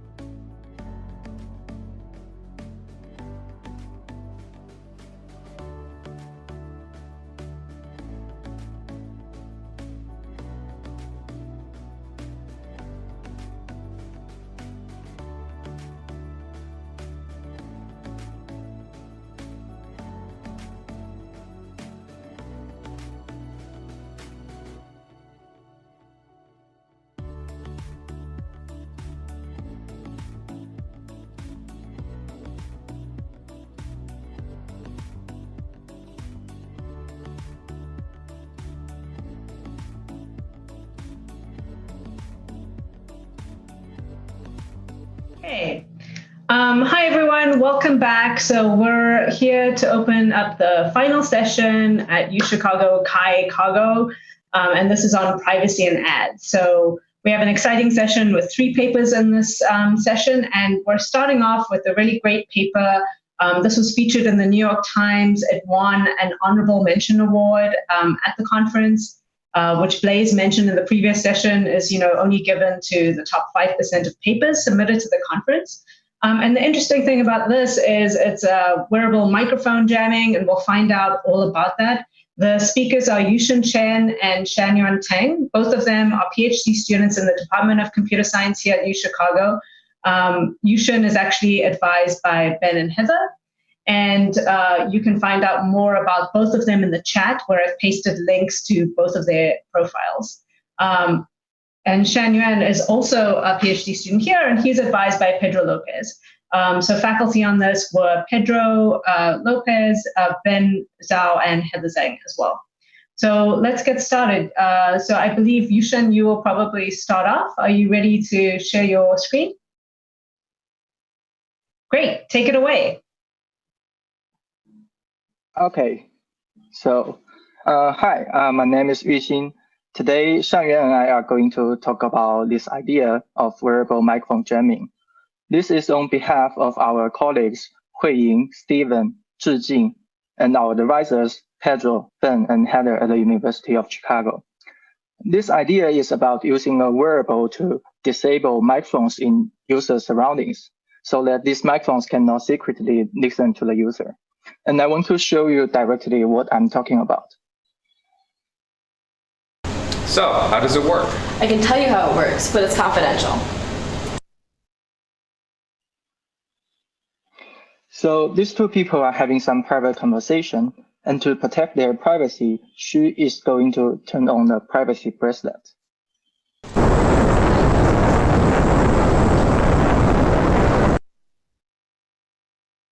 As a result, the camera only recorded this strong white noise. This noise is so loud that it disables the microphone's ability to do any useful recording.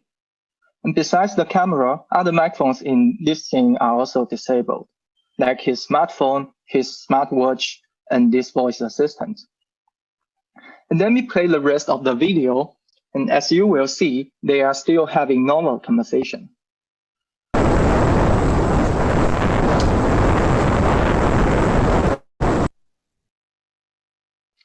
This is because this noise is something that somehow only the microphones can hear, but not humans. So why do we need a microphone jammer? Today, microphones are everywhere, like the voice assistant right here. They are also in your kitchen, they are even in your car. But unfortunately, these microphone-based devices are not secure and can be easily attacked. Here is an example discovered by a previous study. This user is talking to the voice assistant, and the top left corner shows the attacker screen. Alexa, stop. Goodbye. I will vote Democrats. So this is just one basic attack. There are several more advanced attacks out there. So how can we protect ourselves against such privacy threat? One promising way that researchers have been looking at is to jam microphones. One simple idea is to blast super loud noise into the room to cover human voice, like this white noise generator. But this is not effective because it also disrupts human normal conversation. And recently, Roy and his colleagues found a new way to jam microphones. They use inaudible ultrasound instead of using audible noise. And let me tell you how it works. Our microphones are designed to only record sounds that humans can hear. And ideally, ultrasound should not be captured. But in fact, when ultrasound passes through the microphone, it automatically gets shifted and leaks to the low frequency range. And this is caused by hardware defects, which are the nonlinearity of the microphone's amplifier and diaphragm. So with this property, we can send ultrasound to cover human voice without interrupting normal conversation. And you can even buy these devices on the market. They work well. Microphones close to these devices can be jammed, but they share 3 limitations. The first one is that they are all stationary devices. They do not go with user. And the second one is that they have limited angular coverage. You need to point them to the target microphones to jam. If you don't know where the microphone is, then the jammers will not work. And even you know where the microphone is, your primary task as an user is not doing whatever you are doing, such as having a conversation, but your primary task is now looking at things and points your jammer to the target microphones. Another thing makes this even harder is that the jamming coverage is not evenly distributed. There are some blind spots where the jamming signal is so weak, like the white spots right here. And this is because these ultrasonic jammers are relying on multiple transducers to increase power and coverage. So signals from these transducers can destructively interfere with each other at some locations and create blind spots.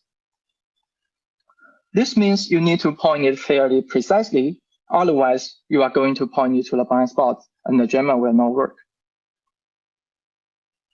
So we tackle these 3 problems by turning ultrasonic jammer into a wearable jammer. And let me show you how this solves all the problems I just mentioned.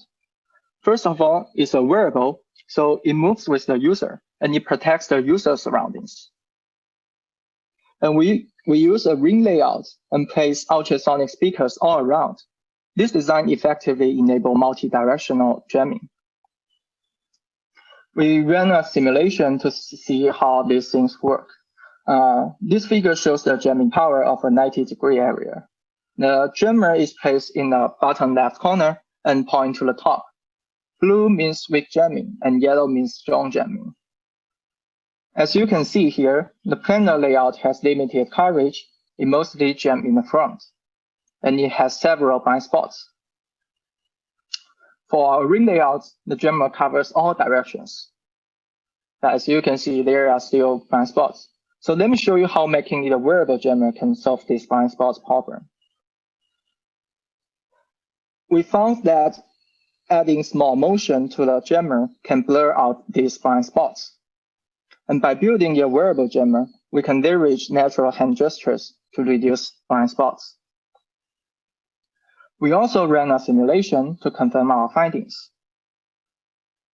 And I will let Shan-Yuan to take over and tell you how we implemented this wearable jammer. Hi, I'm Shan-Yuan Teng. Let me show you the real device here. And if you see me in the corner of your Zoom window, you can try toggle the speaker view to see me full screen. And this should be on the top right corner. So we designed our wearable jammer in a bracelet form. We place all the ultrasonic transducers in a ring layout. And inside this casing, you see our custom circuits. So we use a programmable microcontroller and connect it to a signal generator here that we program to generate changing sine waves that centered around the resonance frequency of these transducers. That is, we sweep between 24 to 26 kilohertz, and they are all in human inaudible range. And then we amplify the signal through an amplifier. All our circuits and these transducers are powered by a lithium battery here that can support 4 hours of continuous jamming. So if I turn this on, this should generate ultrasound that produce audible noise for the microphone of my laptop that is recording me, but because they are ultrasound, that I should not hear it. So let me try turn this on.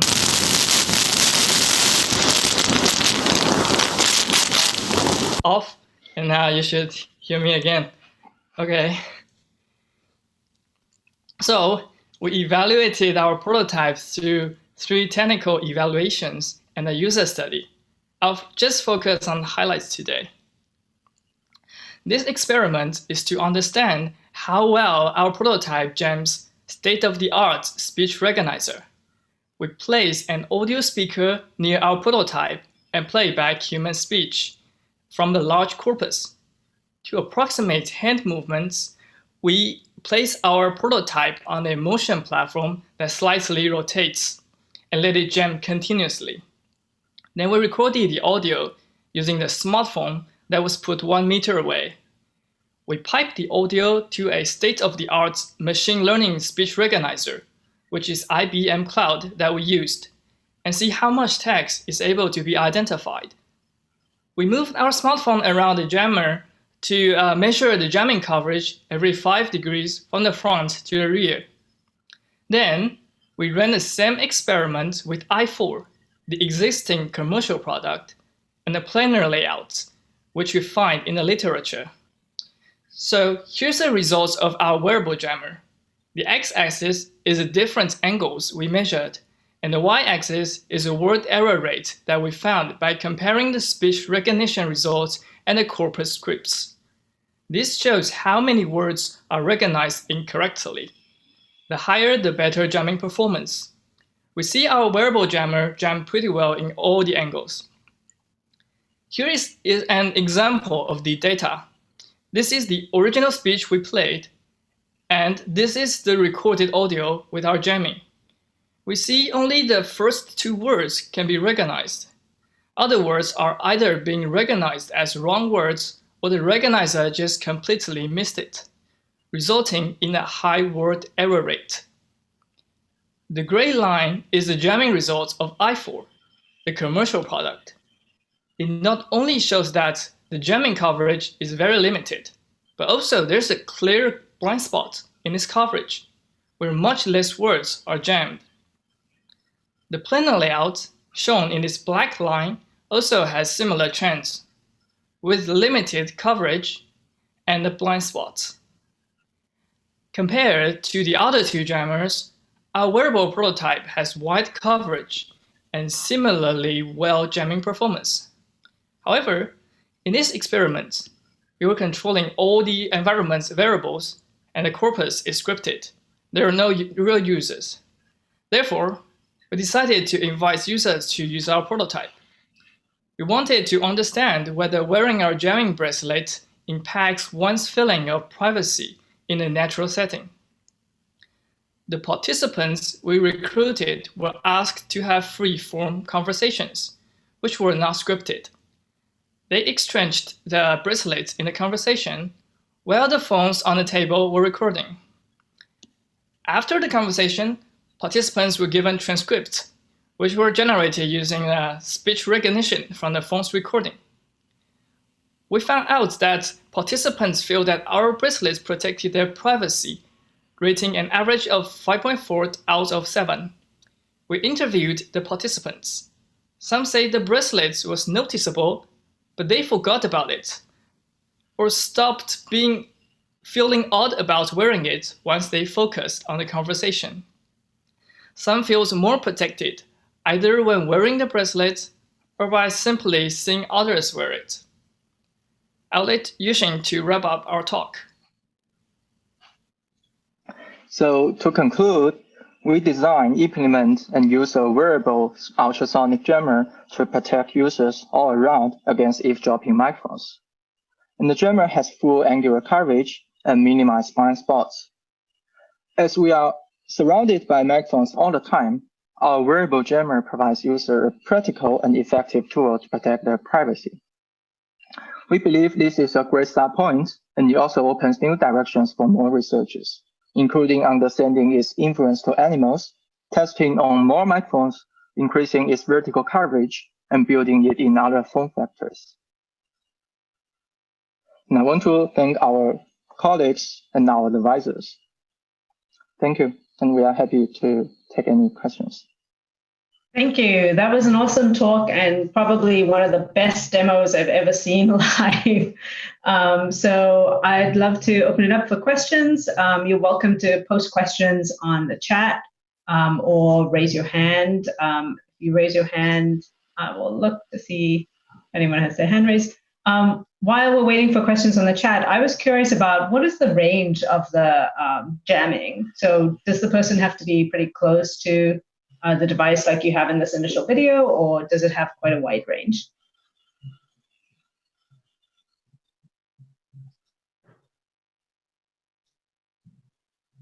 Yeah, so I will answer this question. So currently, for our prototype, the jamming coverage is roughly, we tested on 1 meter, and I think this range can like increase into maybe 1.5, but we only tested 1 meter. And it's possible to like increase the power of our prototype to increase the further coverage. Great, thanks. I'm just looking here. There's another question from Jenna here. And Jenna asked, did any participants discuss why they felt not completely protected while wearing the privacy enhancing bracelet? So, they didn't all give it 7 out of 7, for example. So were they skeptical of the technology at all? I think I can answer this question. So our bracelet actually depends a bit on the slice motion of the hands movements. And so there could be some circumstances that a word can slip through the speech recognizer. And it depends on how important that word is. Sometimes it can be an important word for the user, but sometimes they don't really care. So in one case, like they're talking about Facebook, and then the word Facebook actually slips through this speech recognition, and so they feel like they actually knows a lot about the conversation, so that lowers their score. So actually, like, people have different opinions on how much information leakage impact the feeling of privacy. Oh, super interesting. So we have another question, and thanks for that great answer. The question here is, if there were malicious attackers who wanted to circumvent this bracelet, how difficult would this be? Yeah, so I will answer this question. This is a very good question. So basically, this is actually not able to circumvent, because it happens on the hardware level on the microphone. So if an attacker is going to like remove the noise, because this noise is already inside the signal, so it's not possible to like remove this on the software level, I think. Great, good to know. So actually related to that, Roshan Paris also asked another question, which was, and also there was a comment, great work in live demo. Can an audio filter be used to remove the ultrasound audio?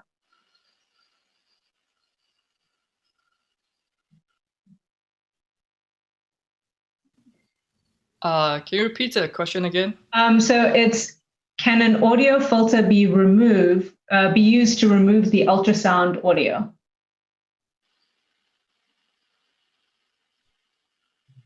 So I guess I'm not sure, but it sounds like the question is like the ultrasound audio that the microphone is hearing. Can that be removed with an audio filter? I guess another way to frame that would be, I had a similar question. Sorry to jump in. Like, it was very clear to humans, if you're listening to the ultrasound, that it is jamming. Like, it sounds like noise. It doesn't sound like silence. I guess, is there a way to make it more imperceptible?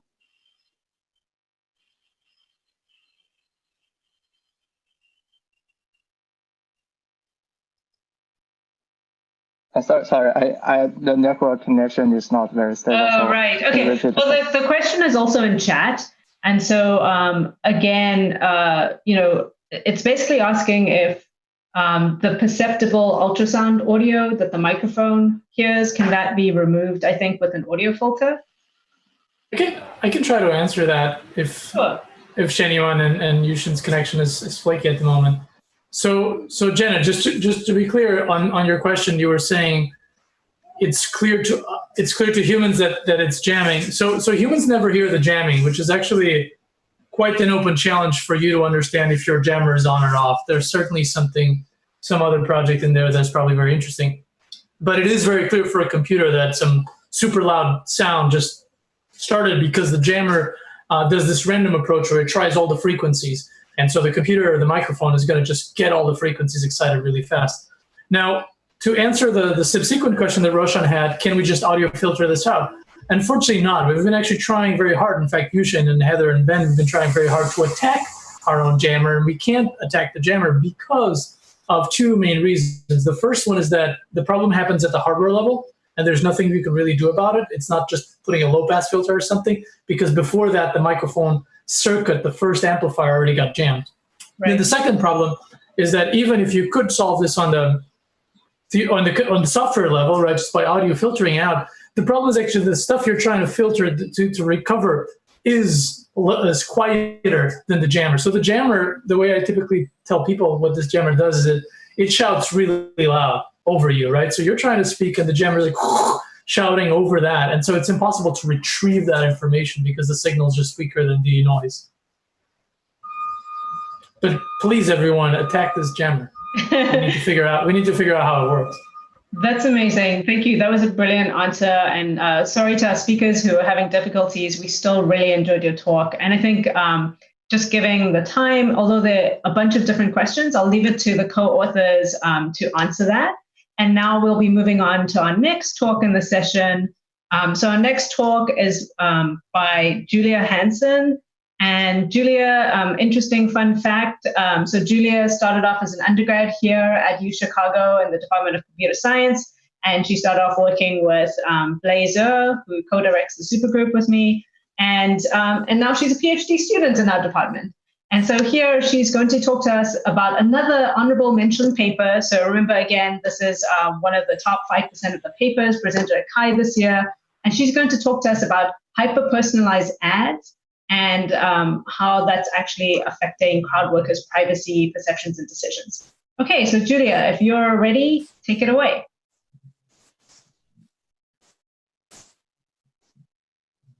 Okay.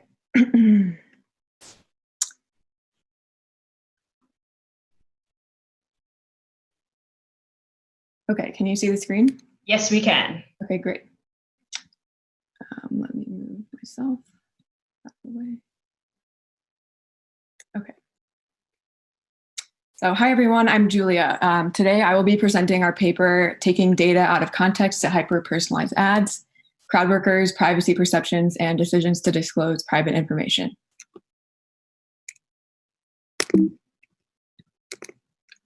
So in the old days, advertisements were marketed to broad, heterogeneous audiences. For example, a billboard showing an ad about vacations to Hawaii would be seen by everyone passing by. But today, the rise of web tracking, email tracking, and data marketplaces has enabled far greater personalization. Advertisers infer users' interests and demographics to create increasingly targeted and personalized ads. A logical next step would be hyper-personalized ads like this one. Julia, plant enthusiasts like you, love Hawaii. Book your flight from Chicago today. Prior work has shown that people can find some personalized ads creepy. Personalization reflects a potential misuse of data, since data used for personalization is collected in one context, but then reused in another. These observations raise two questions. First, how would you respond to seeing your data recontextualized in a hyper-personalized ad? And how could you prevent unwanted reuse of your data in the future? Well, one strategy you might try for preventing unwanted reuse is to limit information disclosure by being more hesitant about giving information out in the first place. This brings us to our main research question. Would seeing a creepy, hyper-personalized ad cause feelings of privacy invasion that would then alter information disclosure behavior? To explore this question, we designed an experiment. We used the prolific crowdsourcing platform to recruit participants. Our design was the following. First, show participants either a generic ad or a hyper-personalized ad, then ask them a series of invasive questions with the option not to answer. So we hypothesized that as a way to protect their privacy, those who saw the hyper-personalized ad would answer fewer invasive questions than those who saw the generic ad. Okay, now we'll get into our methods in a little bit more detail. So we wanted to show an ad, but for validity, participants couldn't know the ad was from us. So we designed a deception protocol. The protocol had two parts.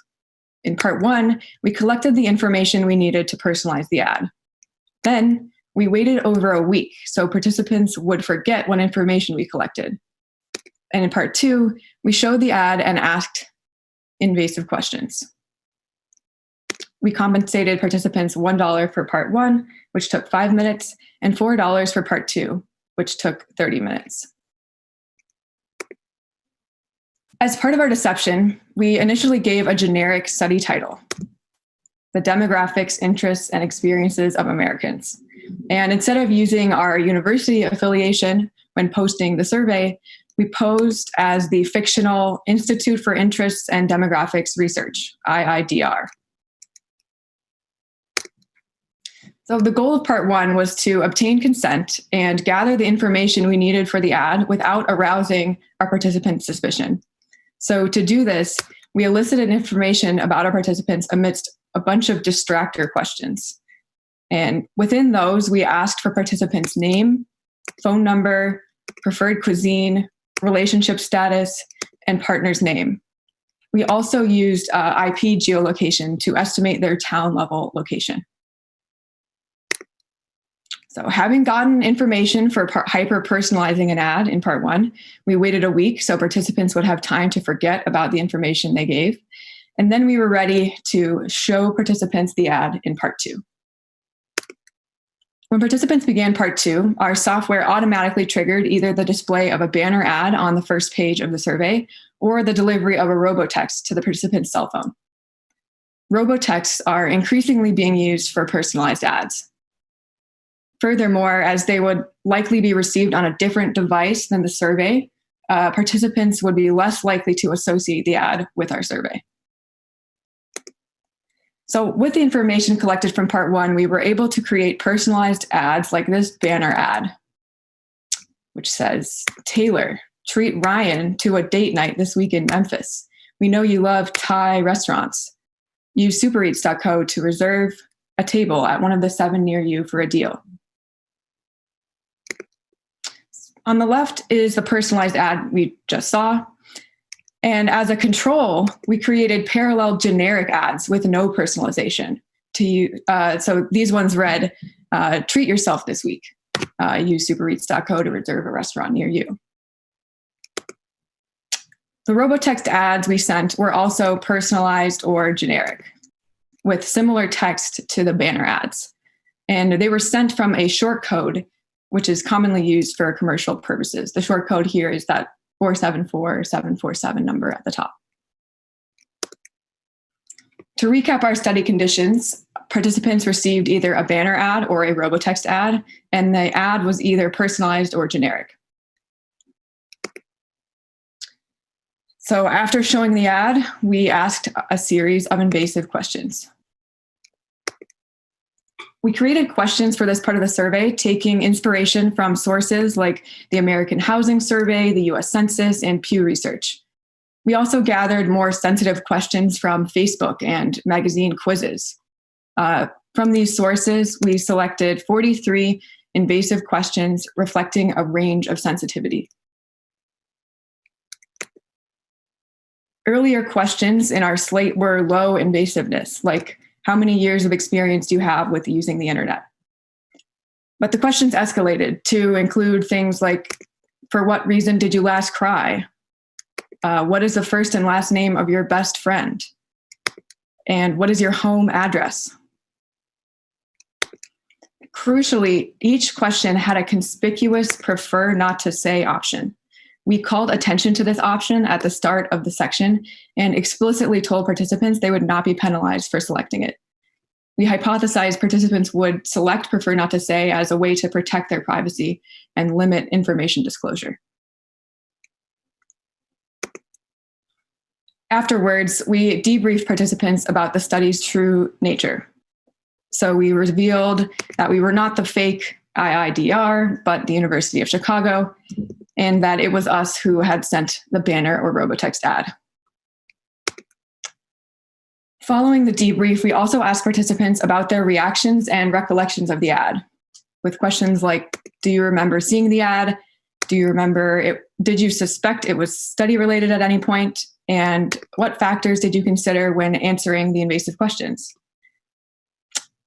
Because participants could have protected their privacy by also answering the questions inaccurately, we showed them a list of their answers at the end of the survey and asked them to select any inaccurate ones. So here, we also emphasized that they would not be penalized for having given us inaccurate responses. We took great care to protect participant privacy and follow ethical best practices in this methodology. We used Prolific's deception filter to only recruit participants who had already consented to participating in deception studies. We worked with Prolific, and Prolific approved our study design for collecting PII, personal identifying information. And we made sure we debriefed participants who dropped out of the study early, given the importance of the debrief to our protocol. Finally, we deleted participant personal identifying information and immediately overwrote their answers to the invasive questions, retaining only whether they had answered each and done so accurately. Now for the results. We recruited 280 participants from Prolific to participate in our study. So first, how effective was our deception? We wanted to verify that participants did not associate the ad with the study contents. Following the debrief, participants self-reported whether they saw the ad and suspected it was study related. 92 participants, or 65%, were sent the robotext, saw it, and did not think it was study related. 85 participants, or 62%, were shown the banner ad, saw it, and were similarly not suspicious. The remainder of the results report only on these participants who saw it and did not suspect it was study related. We were interested in whether participants would be creeped out or react otherwise never received personalized ads, frequently reported feeling scared, concerned, shocked or surprised, creeped out, or uncomfortable, among other strong negative feelings. 53% of participants who saw a personalized banner ad reported such feelings, as did 44% of those who saw the personalized robotext ad. In contrast, no participants who saw the generic ad reported these negative feelings. Participants did in fact perceive our ads as creepy. So for example, participant 211 wrote, "I was quite alarmed by the ad, wondering how it knew my spouse's name and my location. I was disturbed and put off by it." Another participant who received a robotext responded to our text message directly to the shortcode, saying they would blast us on Twitter for sending such creepy ads. Participants' reactions, interestingly, often also tried to make sense of where the information came from. They tried to determine the source of the leak of their data. Some participants wrote about Google or Facebook, two highly visible data collectors. Participant 123 thought more specifically and wrote, "I had a noticeable reaction of both worry and disgust. And then I realized I had been visiting a lot of restaurant websites recently." So now for the information disclosure part of our results. So for each invasive question, recall we measured whether participants answered it instead of selecting prefer not to say, which will show those results in the gray circle. And we also measured whether participants reported answering it accurately, which will be shown in the white circle. All participants answered less sensitive questions, like those around internet usage. Many fewer participants answered the more sensitive questions. While 86% of participants answered, "For what reason did you last cry?"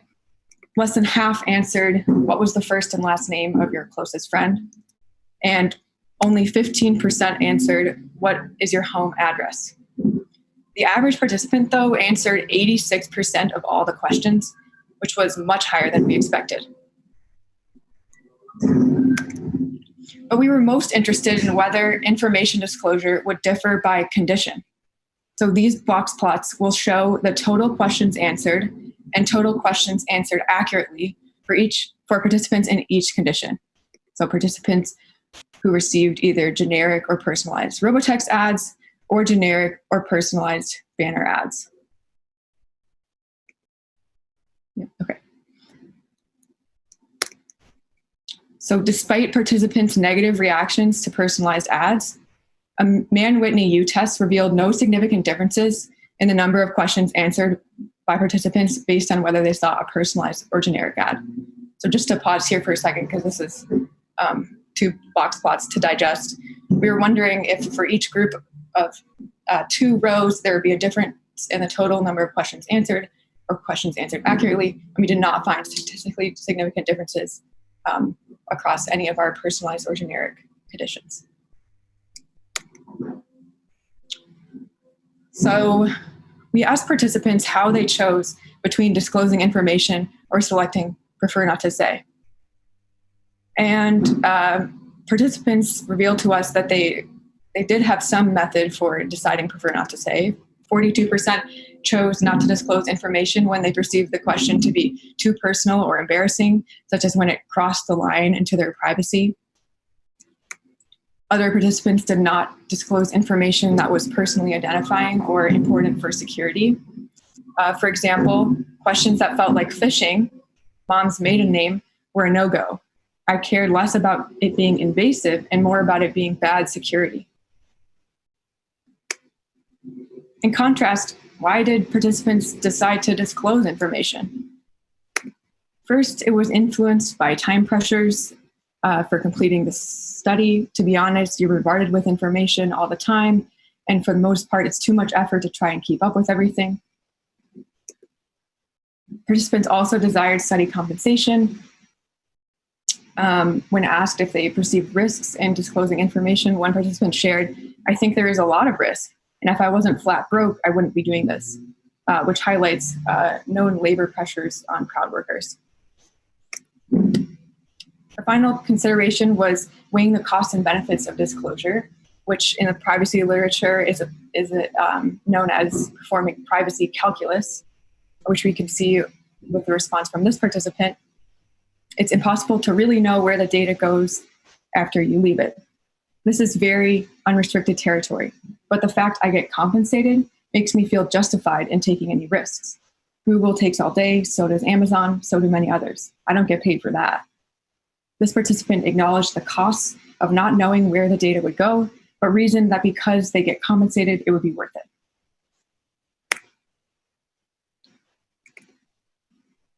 Prior work has shown that crowd workers' trust in a requester and their reputation impacts whether they disclose information. To investigate whether this influenced our participants, we asked them how trustworthy they perceived our fake organization, IIDR. Participants reported very mixed trust, like, they're okay, I don't know a lot about them. But we found participants had a lot of trust in Prolific. 83% of participants mentioned trusting the study because it was on Prolific. Many described assumptions that Prolific vets its studies.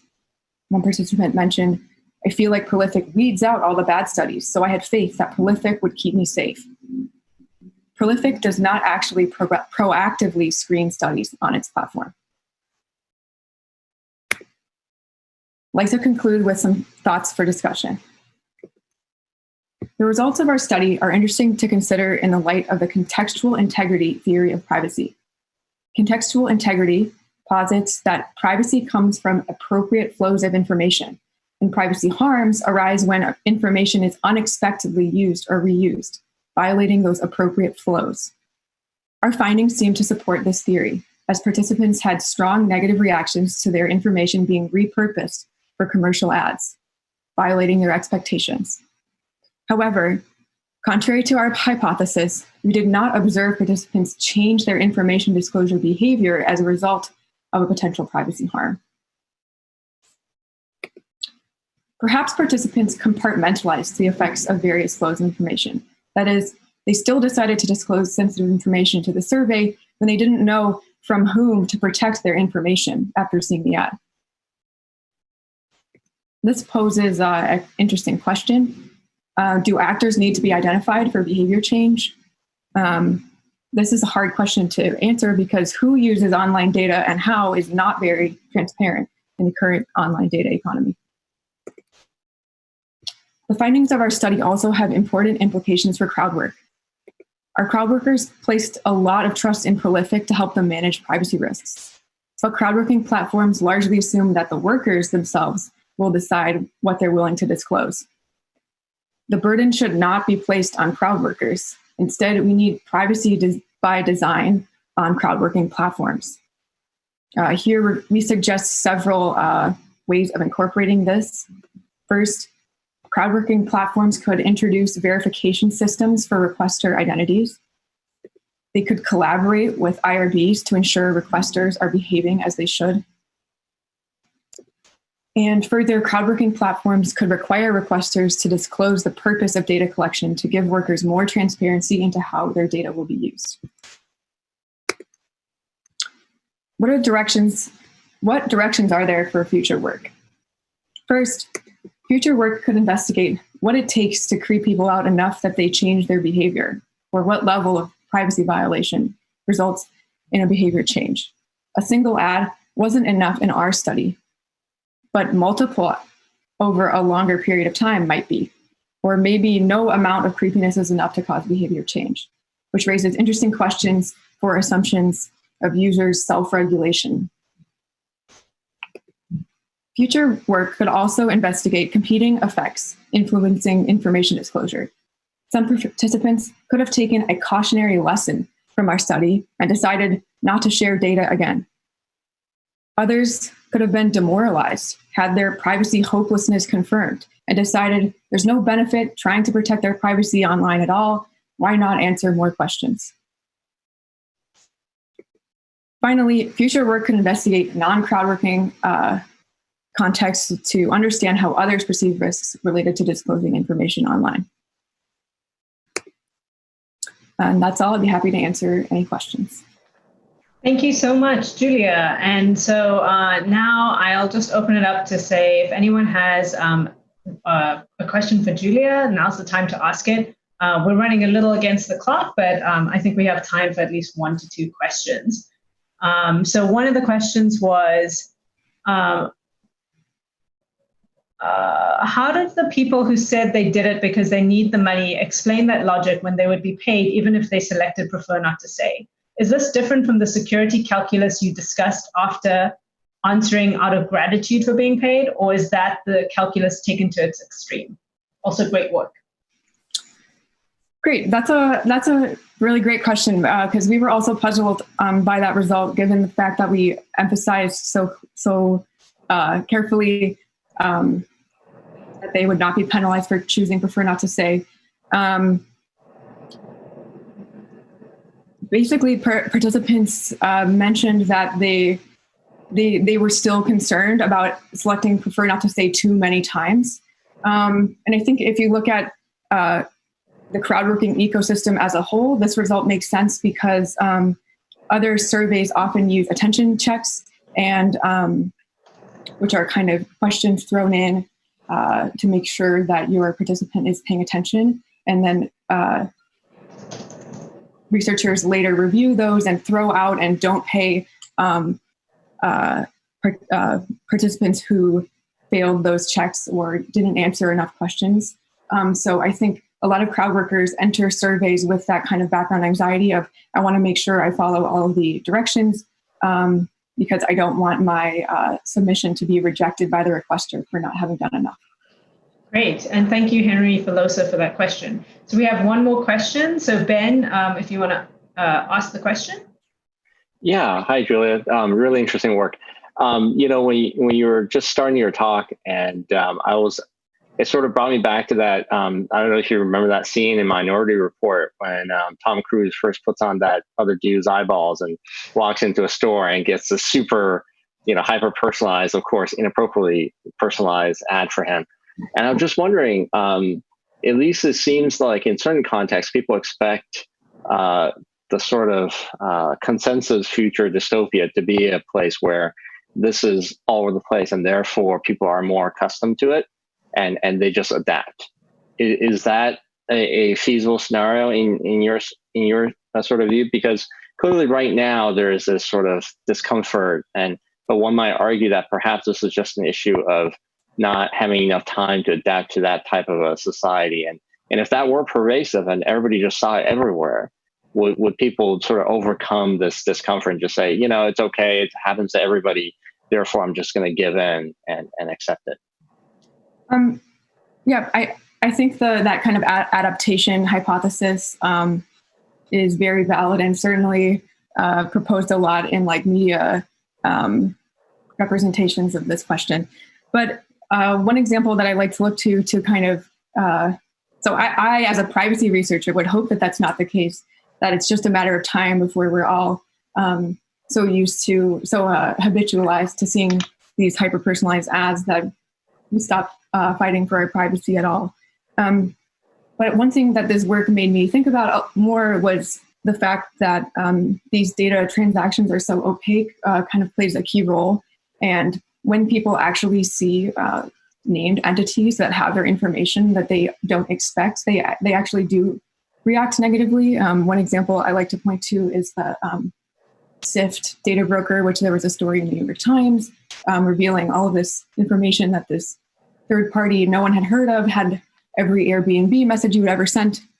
And after that article, their website for requesting your data crashed, which to me suggests that when people see the actors or realize more about who has what and who these third parties are, then they start feeling the sense of agency and can kind of speak out. So that's why I'm kind of interested in pursuing greater transparency with the hope that we can get greater action and intervene before that later stage of people being habitualized. Great, thank you. Great talk, thank you. Yeah, thank you so much for the talk. Thank you, Ben, for the reference to Minority Report. And thank you, Julia, for that nice segue into our last and final talk. So last but not least for Chicago 2020 is a talk by a student that worked with me, Michael Swart, who's now a software engineer at Lyft. So Michael completed this work with myself and my PhD student, Arnesh Matha, both at Princeton University, and is now, on to other things. But he's talking about how to help people recognize disguised ads on social media platforms. So kind of looking at this transparency question that Julia raised. Okay, so Michael, if you're ready, then I would say take it away. Okay, can you see my screen? Yes, we can see you and your screen. Awesome, thank you. So I'll be presenting our paper, Is This an Ad? Automatically Disclosing All My Endorsements on YouTube with AdIntuition. And so first, Are there cheaper options for dinner? Of course. Considering they're super healthy meals, non-GMO, antibiotic-free and hormone-free for all of their meats, I think it's a really, really fun idea. So if you guys are interested, you guys can go to themillennialshow.com/blueapron, or you can find the link to click on below in my YouTube description. You can click that triangle over in this corner and it'll pop it open for you if you're on your phone. So the answer is yes and no. Blue Apron is cheaper than the grocery store your very first week, and it's about even or a little bit more than the grocery store for the weeks after. Cool, so that was a video taken off of YouTube, and this is the video description here. And kind of just thinking about what she said and looking at the description here, it can be confusing to understand if this is or is not an advertisement. But after researching a little bit, we found that this is actually an advertisement. The link that she has here in the description is an affiliate link, it's called. And so she gets money each time the link is clicked. But it's kind of confusing because she never actually says that she will be making money anytime someone clicks this link. And also the video description is long. And so it's hard to actually find this link and understand that she'll be making money from it. And then finally, she has in her account like multiple lifestyle videos. And so to have some videos that are not sponsored next to videos that are sponsored, it can be confusing to tell which ones are truly genuine and which ones are sponsored. So this is an example of affiliate marketing. which is a type of social media marketing in which influencers make a percentage of the proceeds that they generate for a brand. And this graph down here kind of shows the funnel. So a lot of users might watch this YouTube video that I just showed you. And then she brings people to the Blue Apron website.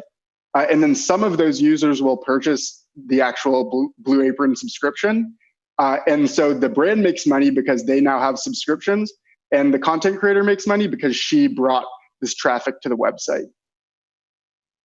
So there are 3 different methods for actually tracking affiliate marketing. The first one is affiliate marketing services. One of them is Blue Apron uses one of them called EVYY. And on the left here, you can see that the link that she had in the description has a kind of a redirect chain after it. And the second link in this redirect chain goes to the evyy.net URL, which tracks affiliate marketing content for Blue Apron. And so then Blue Apron will know where the content was actually sourced from. So Blue Apron uses an affiliate marketing service to do their tracking.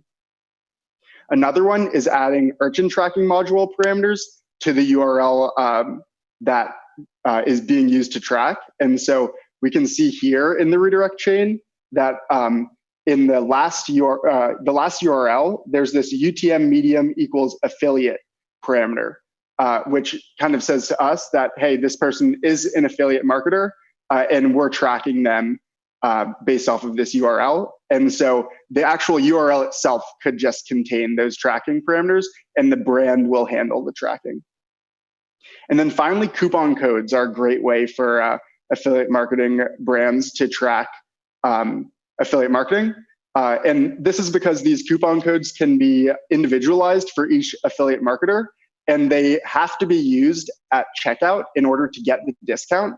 And so the user is incentivized to use the coupon code, and the coupon code is personalized so the brand can see actually which influencer brought in this the buyer to their brand. So we built off of one study that had been done before. Most of the work in this field isn't focused on disguised ads, but there was one study that showed that only about 10% of YouTube content creators actually disclose these relationships, and not all of these disclosures are clear that they're actually going to be making money.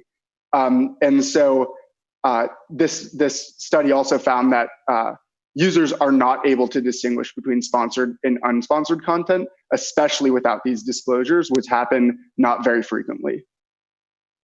So based off of this previous work, we asked a couple of research questions. The first is, can we create a browser extension to make it easier to determine when these relationships exist? The second one was, how prevalent is affiliate marketing on YouTube? And then the third one is, like, assuming that we could create this browser extension, does it actually help users to determine that affiliate marketing is present? So our approach, we used a list of these affiliate marketing services from that previous study. They found 108 patterns. Then we also created a coupon code classifier. So basically what we did was we took a bunch of YouTube descriptions, found ones that manually marked ones that had coupon codes in them, and then built a classifier on top of that to try and find out, like, in a YouTube description, is there a coupon code present? And then we also manually inspected 4,500 videos to find UTM parameters corresponding to affiliate marketing. And so from these 3 sources, we built a browser extension called AdIntuition for Chrome and Firefox. And basically what this browser extension does is, as users watch YouTube videos, it flags these 3 sources of affiliate marketing. So affiliate marketing by URL, UTM parameters, and coupon codes. And so it flags all 3 of those as users are watching YouTube videos in real time. And so this is just like a screenshot of the display. On the top of the screen, right below the search bar, a red banner pops up containing a disclosure saying, this video contains affiliate links. If you click on highlighted links, the creator receives a commission. And then in the description, the actual source of the affiliate marketing is highlighted so that they know where the affiliate marketing is coming from. So we performed 3 studies. After building the browser extension, we performed 3 studies to test different things. The first was how good is our browser extension. The second one is trying to understand the user experience. And then the third one was trying to understand the performance of AdIntuition. So in the first study, we looked at the efficacy of our browser extension. We conducted it over Amazon's Mechanical Turk for 300 participants. And in this study, users watched 1 of 3 videos, each of which contained an affiliate marketing URL. And then we split users into 2 groups based off of those videos. So the control group had no banner or highlighted link, and the experimental group had a banner disclosure and highlighted link, like I showed you in the previous screenshot. And so the graph down here shows the breakdown of people based off of each category. So for each video, we tried to go half and half in the control group and the treatment group. And so the results of this study found that 71.4% of the experimental group thought that a relationship was likely or highly likely, compared to 56.3% of the control group. So it did help to users to see if there was an affiliate marketing content in the video. In the second study, we wanted to understand individual users' experience using the tool. So we conducted it over 2 weeks with 12 participants. And basically what we did was we asked users to download AdIntuition and log a diary entry whenever they saw AdIntuition flag a video, and then record their thoughts about the tool. And we also conducted a pre-study and post-study interview to see about their browsing habits and what they thought of the tool once their 2 weeks was done. So in this study, we found that 26% of the total diary logs found that participants were surprised that some videos contained affiliate marketing. And so in the video that I showed at the beginning of this talk, that could be an example of one that an individual might find surprising that it contained advertising. 6 out of 11 participants found that AdIntuition made them think more about sponsorships on YouTube. And a few participants even expressed increased skepticism over whether influencers genuinely endorse a product or were paid to do so. So in our final study, we had users download AdIntuition in the wild and then track their interactions with the tool by building in some tracking features. They were given the option to opt out and view their data because we wanted to make sure that we were as open as possible about this. And then we measured the effectiveness of the detection techniques by tracking these things. And so in the bottom here, there's a sample log. In the second column, there are the different events that we tracked. So add username was basically like the user downloaded the extension. And then there are 4 events that happen like in really quick succession here. One of them is the video watch event, which doesn't contain the URL or the video ID because we wanted to maintain user privacy. So instead of having the full user's watch history, we just tracked video IDs for videos that contained affiliate marketing. And so then the next 3 are one of each of the types of affiliate marketing. And for these, we did actually track the video ID. And then finally, in this sample log, there's another video watch event. And again, we didn't track the video ID for this one because we didn't want to track all of the videos that the user watched. And so the results of this study, we let it run for 82 days and 472 users downloaded the extension this time, and they watched almost 61,000 videos. 6,000 of these were true positives and contained at least one of the indicators of affiliate marketing. Some of these videos were watched twice, but since we didn't have each individual video that was watched, only the ones that contained affiliate marketing, we could only find that the affiliate marketing videos that were watched more than once. So in total, we found that there were almost 4,500 unique affiliate marketing videos that were watched. The two graphs at the bottom here show individual users over time. On the left, it's like how many affiliate marketing videos did they see over the minimum number of days that they were active. And interestingly, at the beginning, they showed like a little bit of initial interest to kind of make sure the tool worked. And then it drops off a little bit, but then it spikes back up after they start using the tool like without interest in if the tool works. And then towards the end, it kind of tails off a little bit more again. And then on the right, it's individual users. And kind of interestingly, the percentage of users that are at 0% tails off after 11 days, probably because they never found any videos that had affiliate marketing. And so they deleted the extension.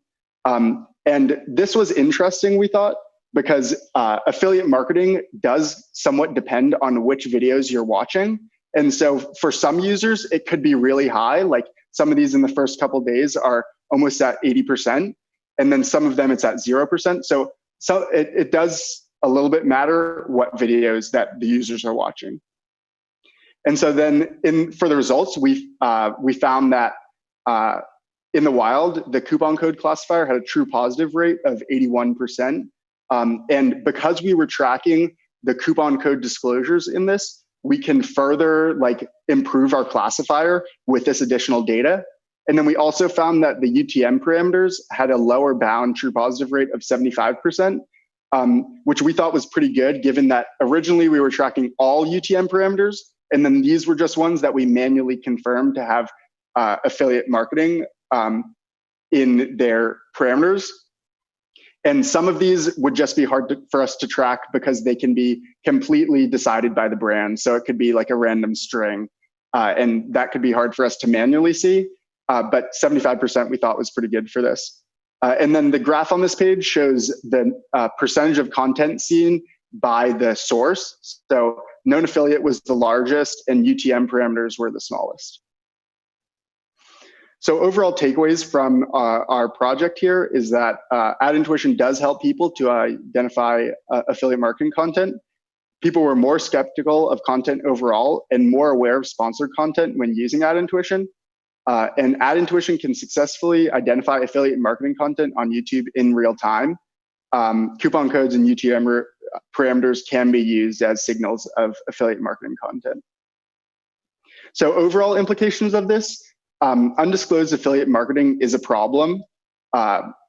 Tools like AdIntuition can help users to find affiliate marketing content on YouTube and other social media platforms. Browsers or social media platforms in the future could integrate automatic affiliate marketing disclosures into their capabilities. And platforms could even require users to disclose affiliate marketing content by using similar capabilities to flag relationships. So like this would look like as a user clicks upload for a video on YouTube, the YouTube platform could say, hey, it looks like you have an affiliate marketing relationship in this video and you never disclosed it. Like, are you sure you want to publish this without the disclosure? Okay, cool. So that's the talk. You can download the extension if you want to try it out. And yeah, happy to answer any questions. Great. Thank you so much, Michael. I may be biased, but I thought that was a great talk. And so let's go to questions. So Pedro, do you want to just ask your question since you meet yourself? Yeah. Okay. Can you hear me? Yes, we can hear you. Perfect. So I was wondering, and I don't know if you've given some thought on this, because I can imagine there's also a lot of work to be done on the browser side of AdIntuition and the understanding.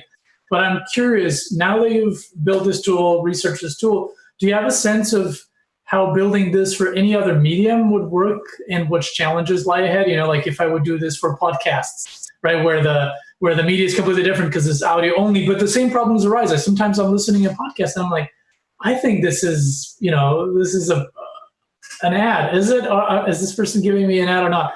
And so forth. You could imagine augmented reality is a really challenging one because you don't even know what's real and so forth. Do you have thoughts on that, Michael? Yeah, that's a super interesting question. I think for this study, we just focused on YouTube because it helped us like kind of narrow down our field of study, but it could definitely be extended in the future.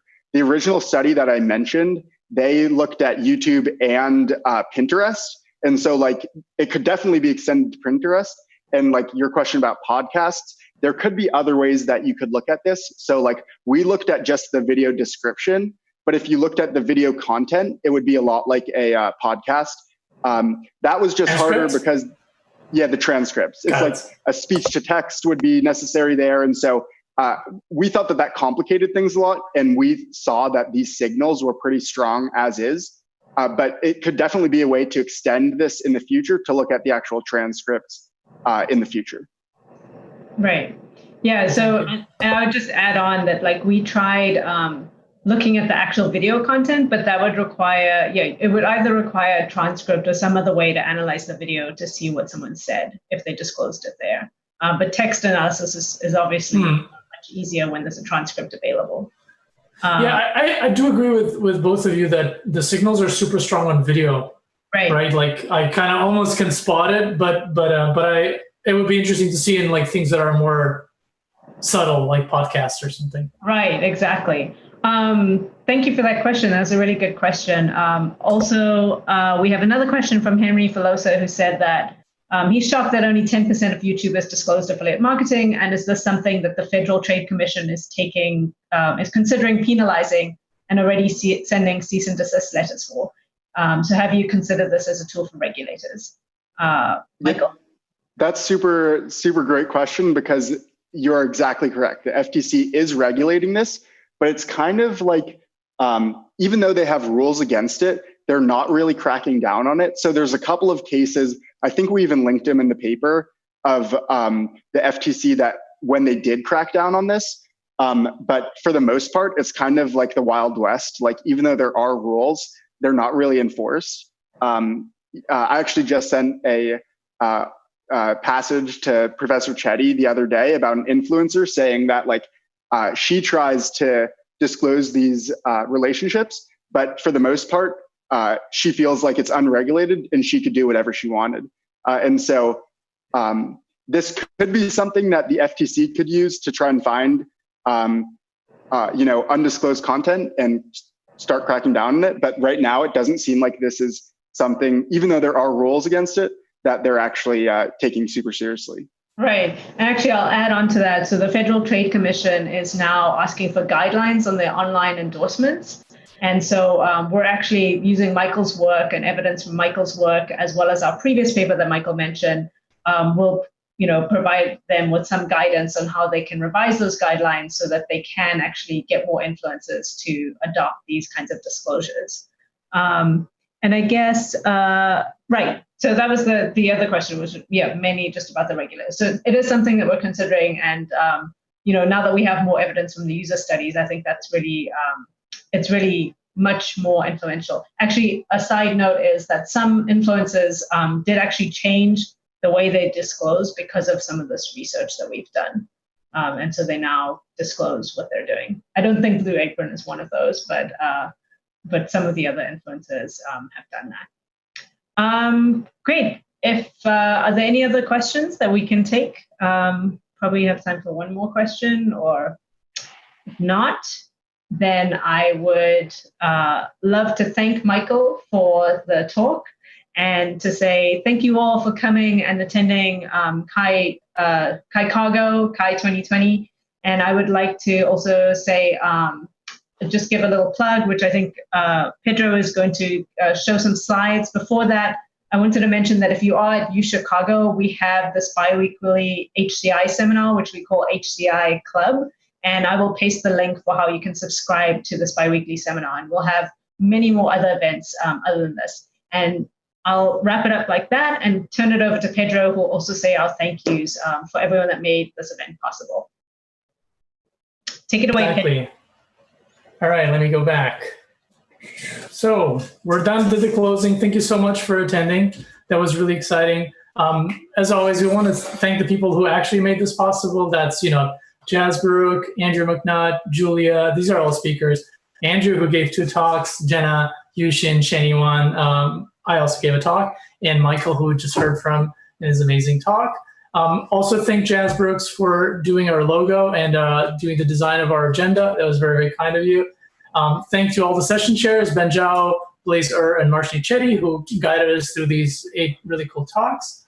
But especially a huge and special thanks to Tom and Rob Mitchum, who helped us really pull this off, because we're total technology noobs, and we didn't even know how to set up a Zoom chat properly, or anything like a YouTube stream. And so Tom and Rob are really the people that you should be clapping to, a Zoom clapping to thank you for this being possible. Thank you, Tom, and thank you, Rob. All right, so most of all, thank you for being here. If you didn't catch any particular talk, we're trying to post videos soon on YouTube. This recording will be there. Over 100 people were here, split between here and YouTube, which is really cool. I know there's a lot of other Chi events, like the German Chi is happening right now, but you still, ended up coming to the Chicago Chi, and really thank you for that, to hear these 8 talks that I thought were really interesting. Again, as Marshni mentioned, if you're a Chicago student, you can join the HCI Club. I posted a link here that is just a redirect. This is not part of my lab, but just for you to memorize it quicker. This is lab.plopez.org/HCI Club. And Marshni is going to paste directly the link where you can subscribe.